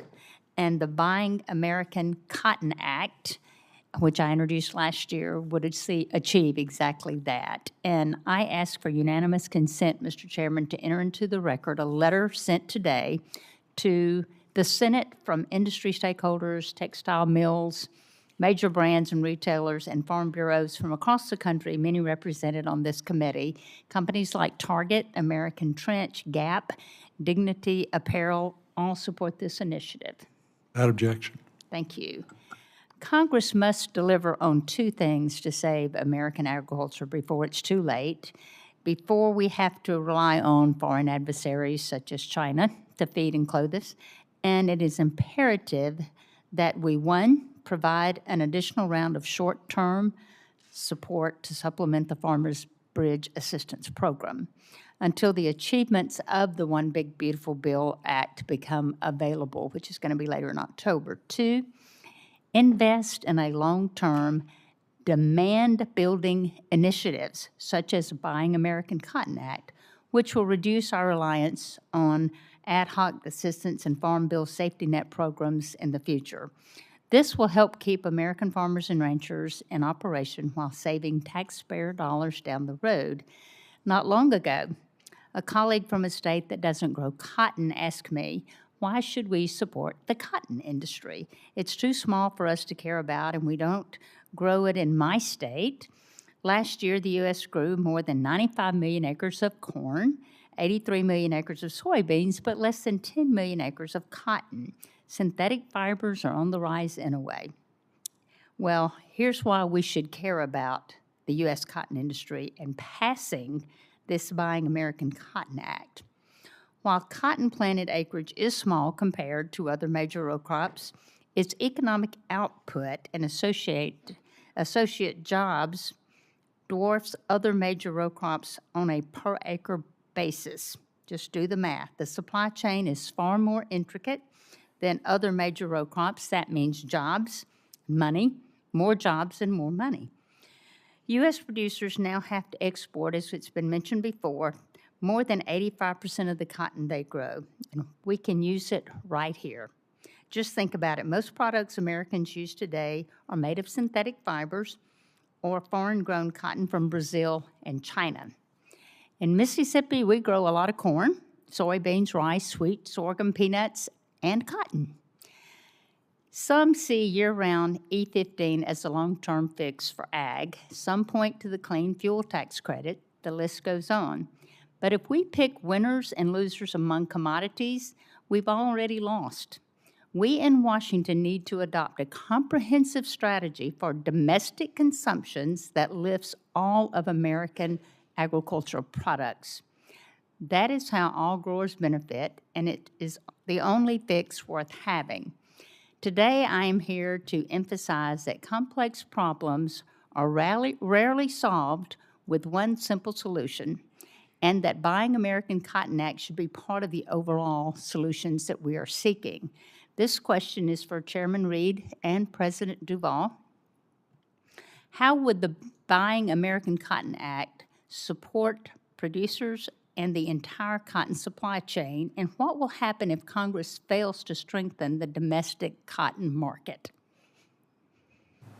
First, representing the cotton industry, I would very much like to thank you for co-sponsoring this bill. As you know, cotton has been in a big decline. Your state of Mississippi, I'm from Arkansas. As you know, in that region of the country, we have much higher production costs, so we depend on crops that are higher gross crops, higher value crops, and cotton is one of those.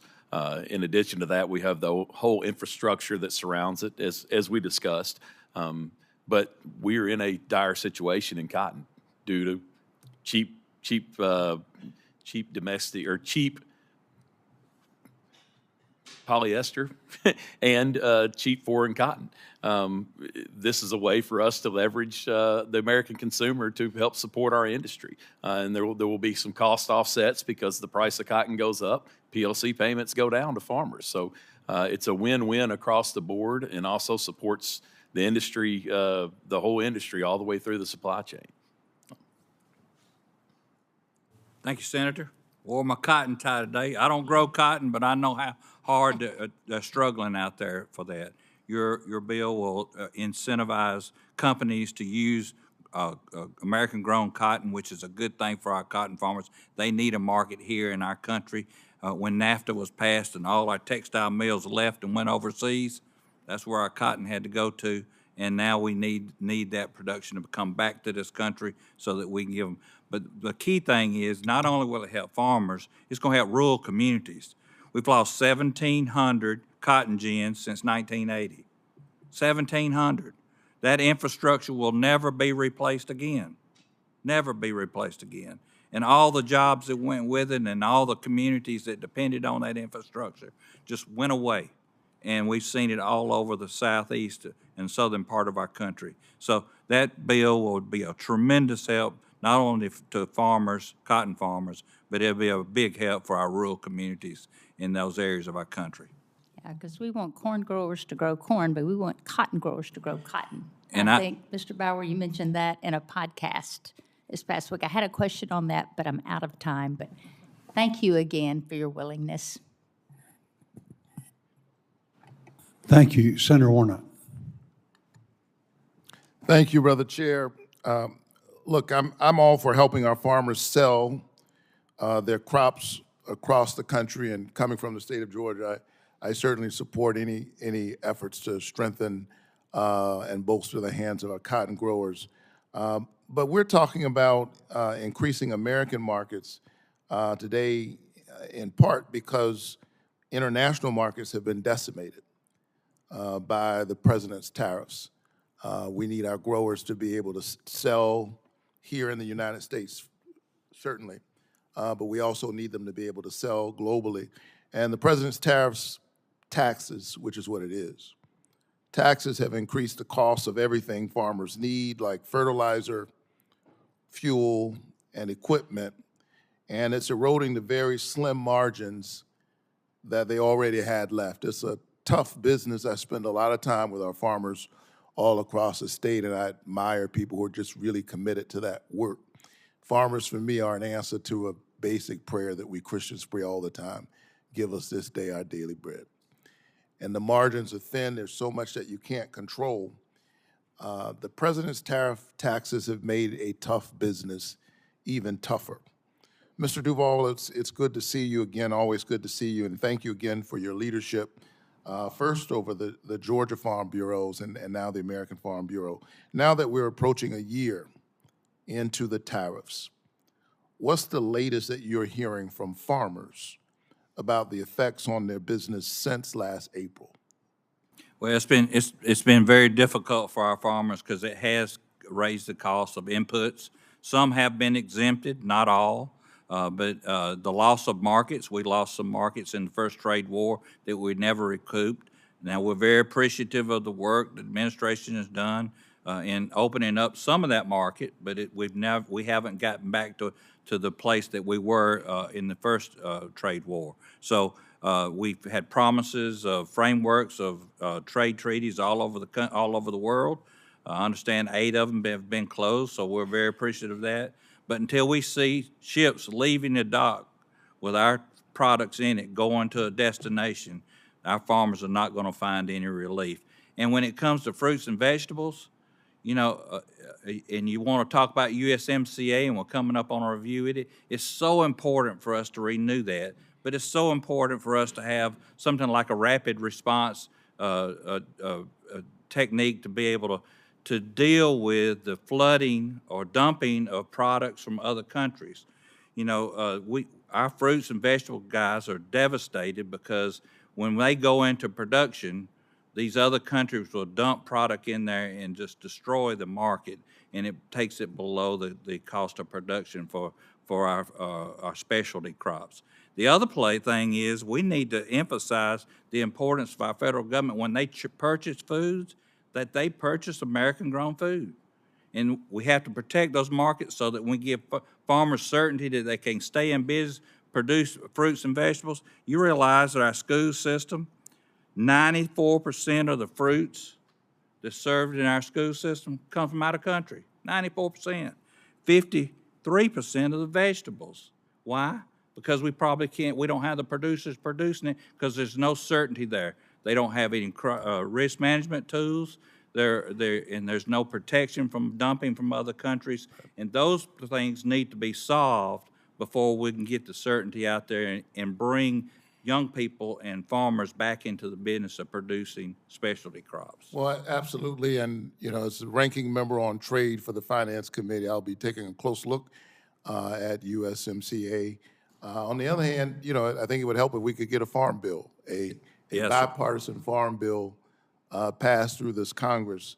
I was glad to see that the USDA admitted that farmers have been hurt by the president's tariffs. It's one thing to have a theory of the case. The president clearly had a theory of the case. He's had it about 30 years. I'm not sure that he's responding to facts on the ground. But now that we're beginning to hear from farmers, they've admitted as much by providing a bridge payment program. But I would point out that farmers, while they appreciate the bridge payment program, what I'm hearing from farmers all the time is, and Senator Grassley said the same thing, we want trade, not aid. But here we are. I was disappointed to see that only $1 million of the $12 million was dedicated for specialty crop farmers. As the former president of the Georgia Farm Bureau, you know as well as anyone how important specialty crops are, like blueberries, peaches, and peppers. What's your view on how much of the funding is going to specialty crop farmers based on your understanding of their specific market conditions? I know I'm running out of time, Mr. Chair. $1 million doesn't even come close to covering the losses that we had in specialty crop. And like in other programs that are there to protect producers, specialty crops do not have those risk management tools, and they don't get the attention that they need, because in this country, the consumer is wanting more and more of those fruits and vegetables. And to compound that problem is the lack of labor. It's a lot more labor intense. We don't have the labor to actually get out in the field, pick it, harvest it, and get it to the stores. So across the board tariffs, putting pressure on farmers, an immigration policy that is so unforgiving that you're struggling with labor, and now we're facing USMCA. All of these make for a difficult mix for our farmers. I think we need to center the farmers, hear what they're saying, and then we have a chance at getting the policy right. Thank you so very much for your work, and thanks to all of the witnesses. Thank you, Senator Fisher. Thank you, Mr. Chairman, and thank you to our witnesses for being here today. It is no secret that we're facing challenging times right now with the farm economy all across this country. So I appreciate this hearing and the need to reinforce how we can grow demand. While it's been touched on already, it is really important for me to underscore the importance of biofuels as a key demand driver for the Nebraska crops. Not only do biofuels drive demand for our crops, but they play a crucial role in our energy security. There are several ways before us that Congress and the administration can and should take action, and they should take it immediately, that I'd like to touch on. Mr. Bower, through a patchwork of regulatory actions, we have had year-round E15 now since 2019, but that patchwork of emergency fuel waivers does not provide certainty. How does Congress passing a year-round E15, which I've had a bill for that for 10 years, how does that translate into greater corn demand?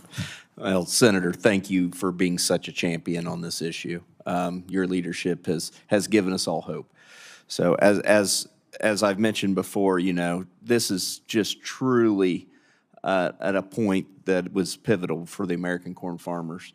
You know, E15 would provide certainty to the retailers, which in turn builds the infrastructure out to lower the cost for consumers, and then in turn bring that back to the corn farmer in a time when we're so desperately in need of some relief. I can't emphasize how much it would mean just to my operation and to all my friends and colleagues across the country. We're all in a tough time, and it's not only the growers but the consumers as well, saving them at the pump. But we have to have that certainty for that infrastructure to go in and for people to have the ability to find that at every station. I appreciate you talking about consumers, because this is a way that we can save consumers money every time they fill up at the pump. So thank you for mentioning that. Mr. Metzger, the RFS Set 2 rule is currently pending at OMB for soybeans. Can you discuss what strong RVOs will signal to the market? Yes, thank you, Senator. With the strong RVOs that are in the Office of Budget Management is going to be critical. We get up into that 5.61 billion gallon area with it, and that's going to be a lot of bushels that's used up domestically here, and it'll help crush and oil together to get bushels used up and help drive some of this domestic demand that we're needing. The soybean farmers are in the same boat. You know, this last year we were about $109 an acre loss. We were also the lowest on the FBA payment. So it's, you know, things like this are going to be critical for American soybean farmers to be able to become more economically viable in the future. And when our corn and soybean farmers are successful, our rural communities are strong, and the heartland of this country is strong. Rural America has value, and sometimes that's hard to explain to some of my colleagues. But it is so important that we continue to find that dignity in hard work, to find that value in strong communities and strong families. So thank you both. Mr. Duvall, welcome. Good to see you. As I mentioned, the E15 is a significant byproduct of corn, and it's helped add value and utilize more out-of-reach bushel of corn, of each bushel of corn. With Nebraska being the beef state, beef byproducts are also essential in driving domestic and international demand. From hides to specialty cuts, the industry has significantly increased its efficiency in using those cattle carcasses. We also have seen interest from some producers, whether in the cattle, dairy, or hog industries, of turning animal waste into potential streams of revenue. So, Mr. Duvall, how do we continue to bolster the development of new byproducts for the livestock industry? And what opportunities do you see for maximizing potential revenue streams from all livestock production?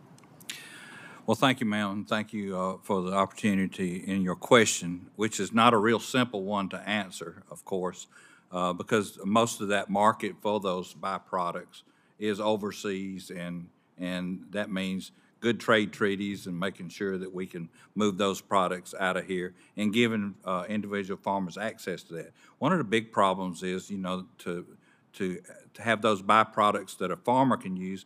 Farmer doesn't have any place to take their animals on a small scale. The big four packers dominate it, and there's very difficult to find local processing plants for smaller amounts of cattle that could be, or any livestock to go through.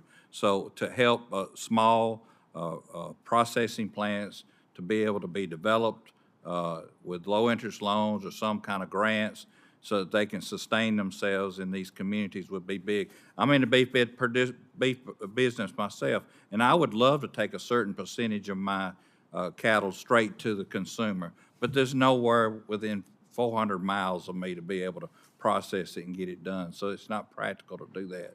We need more small processors around so that farmers can utilize straight to the consumer and also take some of those byproducts and expand on that. But research and development dollars and investment in that infrastructure to be able to handle that would be a necessity. I agree with you. You know, as the beef state, we have cow-calf production, we have backgrounders, we have large and small feedlots, and we have 3 of the 4 big packers in the state. But we're also seeing growth of smaller packing plants in Nebraska, and I agree that that's a direction we need to go. And one way we can address that, I think, at the federal level is looking at the regulatory environment that affects all of agriculture, but that sometimes is a really large hindrance when you're looking at putting up those smaller packing plants that can help smaller communities and still be able to thrive in a marketplace with the big 4. So thank you. Yeah, the regulatory requirements and the cost that goes with that, and the lack of technology that we're allowed to use in those smaller plants, and whether or not they could afford it. So it's just like any other technology or innovation that comes down the pipe. Bigger producers can afford that, where smaller and middle-sized producers can't afford it, and it's putting pressure on them and pushing them out of business, whether it be a processor or a small family farm. And we have to bridge that gap to make it affordable so that they can use those innovation and technology in the future to preserve that small family farm that the American people are in love with. I've got some bills on that with precision agriculture to be able to have our small farmers take advantage of all that really cool technology out there that will help them be more profitable, and it's also good for their economy, but the environment as well. So thank you, sir. Thank you, Mr. Chairman, for allowing me to keep going. No, thank you. Senator Marshall. Thank you, Mr. Chairman, and welcome to all of our guests, our witnesses. We do appreciate you being here.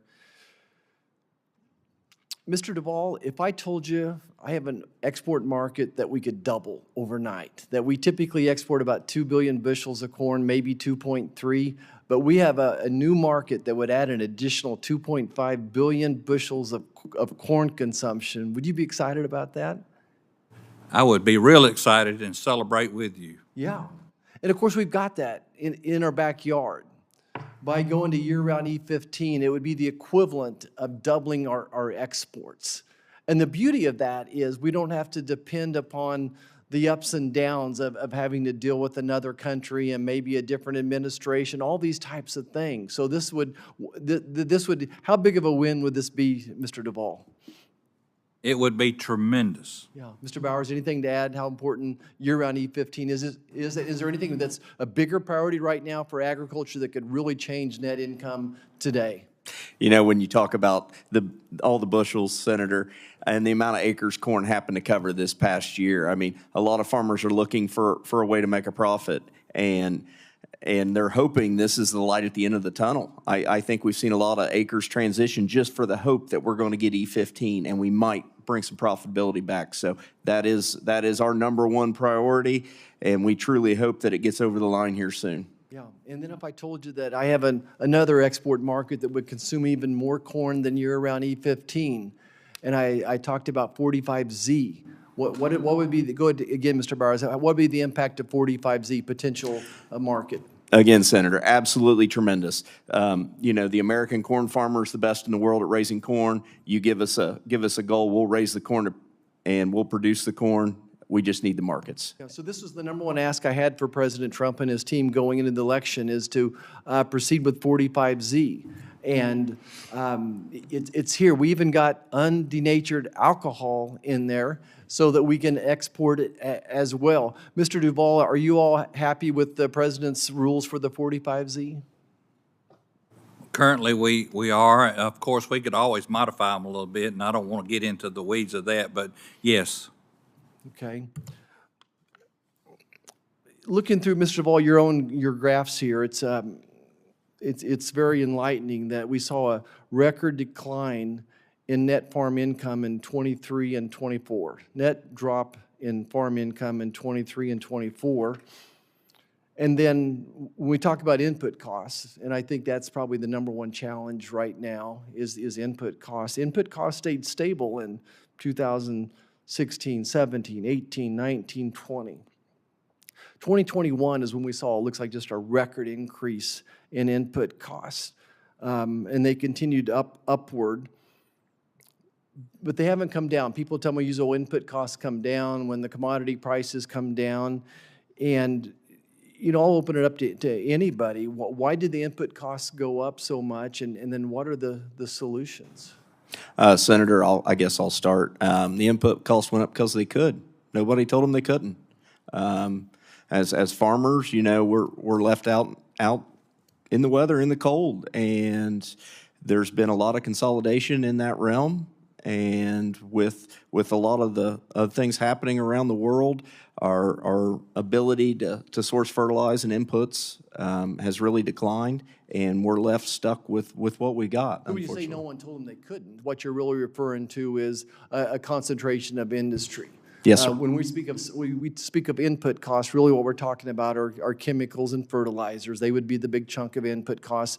You know, certainly diesel fuel is in there as well, but until 9 days ago, diesel fuels were coming it really down. was, yeah. And even interest is a huge expense for farmers. Average Kansas farmer, $1 million operation loan, interest rates went from 2% to 9% overnight. So it's good that that's coming down as well. Mr. Duvall, anything to add on input cost? You know, why and what can we do to help impact these? Well, we know the events around the world with the war in Ukraine and now the war in Iran is not helping things at all, and it's been challenging. Of course, we've encouraged the people that are providing those inputs to be more transparent so that we could more understand on the farm why those increases have come so high. The other increase you haven't even mentioned is the increase of machinery. I mean, if you just, I don't grow cotton, but I know you can't touch a cotton picker for less than $1 million, and it does one thing, it picks cotton for about a month. And it does one thing, and and it has probably doubled in price in the last 5 or 6 years. So there's really no explanation other than what's happening around the world, and I think there needs to be more transparency so that we can understand why these inflated prices are there. Okay. Mr. Chairman, I think I'll just leave it there. Thank you. Thank you very much. I just got a couple more things. Matt, Mr. Perdue, tell me, I had a situation, this has been probably 5 or 6 years ago, where I was at a meeting and they were talking about sweet potatoes. And actually, I was meeting with a guy, this was a guy that farmed all kinds of stuff and just a guy that knew how to make it work. He's like you all at the top of your fields. But I told him, I said, I'm going to go to a meeting about sweet potatoes. They're, again, not a lot grown in Arkansas. And he was intrigued by that, so he said, well, I'm going to come with you. So he get in the car and go over there. He looked at the presentation, researched it, and then wound up planting a bunch of sweet potatoes and made a bunch of money out of it. I don't know what they're doing now or whatever, but at that time, again, savvy guy. Are we doing a good job informing our producers, our farmers, about the alternatives? Again, we're in a situation now where this isn't the first year it's been bad. What's making this year so bad is it's the third year of being bad. And I see John Newton out in the audience, our great economist. He's going to tell us that next year doesn't look a whole lot better, okay? So it really makes it difficult, these years doubling up. Are we doing a good job of telling the agriculture community to start looking for ways to look into different crops, not necessarily not doing their own crops, or what they're used to, but in addition? Senator Boozman, appreciate the question, and there's always room to improve research and extension and making sure that producers understand the opportunities available to diversify their operations. Where I think there really needs to be a focus is creating those market opportunities. On our farm, we raised malt barley for many years. And we don't do that anymore because there's not local contracts. And I think that's a good reminder to us all to drink more beer. But I think it also demonstrates that, you need to have that local market outlet. On the other hand, you see in southwestern North Dakota, there was hardly any corn raised for grain there 15, 20 years ago. There's an ethanol plant now. A lot of people have a lot of success raising corn for grain and selling it to an ethanol plant. The market opportunity is what people need, and we need to make sure that we're providing more diverse market opportunities for producers. So let me ask you, Mr. Metzger, in regard to that, as we have, some things coming on the line with opportunity, are we worried about people changing their planning decisions, and then you're in a situation where everybody's growing, and then you have increased, you've got increased supply, and then that lessens your cost? Yeah, Does that make sense? Yeah, thank you, Chairman. Yeah, that's always an issue, depending on how rotations go every year. We get in these tighter economic times like this. A lot of times there will be more soybeans planted, an increase in soybeans and a little bit decrease in corn acres, and that would be a concern. But that's where we get some domestic demand use up with it. Get the RVOs out, and that'll help those increased acres that we have if the higher yields come to fruition with it. Very good. Kathy, you got any words of wisdom as we leave? Yes, I'm so excited that they grew sweet potatoes. Those are our people. So that means the demand for sweet potatoes must have been increasing. Yeah. Right now, specialty crops are grown in all 50 states. And the easiest way for us to look at expanding domestic production is by expanding domestic consumption and also opening markets. So absolutely, our growers will grow anything. They will increase their acreage if the markets are there and the demand is here domestically. And at the end of the day, it will improve the health of all Americans. How many specialty crop producers have we lost in the last 20 years? Well, total farms over the last 2 decades is about 230,000. It's like 80%, isn't it? Yeah, I mean, it's, and it's a significant amount. So because of the high input costs, because of the labor challenges, I mean, that's the biggest challenge is if you think about, if we could just get 50% of Americans eating the recommended amounts of fruits and vegetables, imagine the labor it's going to take to harvest that. Well, my concern is, again, we can look at specialty crops. This stuff, like I say, didn't start this year. It started a long time ago, this slide. But they're such a great example of what can happen in the sense of losing so much. My concern is that that's going to spread, across the commodity sector also. We need to beef up specialty crops. We need to protect what we have in the commodity sector. And that's really going to take all of us working together. So we appreciate you today. It was very helpful. I can't tell you how busy it is around here. It is busy right now. There's lots going on, but we had all kinds of members come and participate, so you can be very proud of that. That says a lot for you all, that they actually wanted to hear what you had to say. So, again, we appreciate it, and the way you can help us, and I speak for myself and Senator Klobuchar, is just let us know. Let us know what you're thinking. You're not a bashful bunch at all. Usually we don't have to worry about that. But we really appreciate all that you do and helping us get through a very, very difficult time. So thank you very much. With that, I got to do where's my stuff? Okay. The record will remain open for 5 business days. Today's hearing is now adjourned.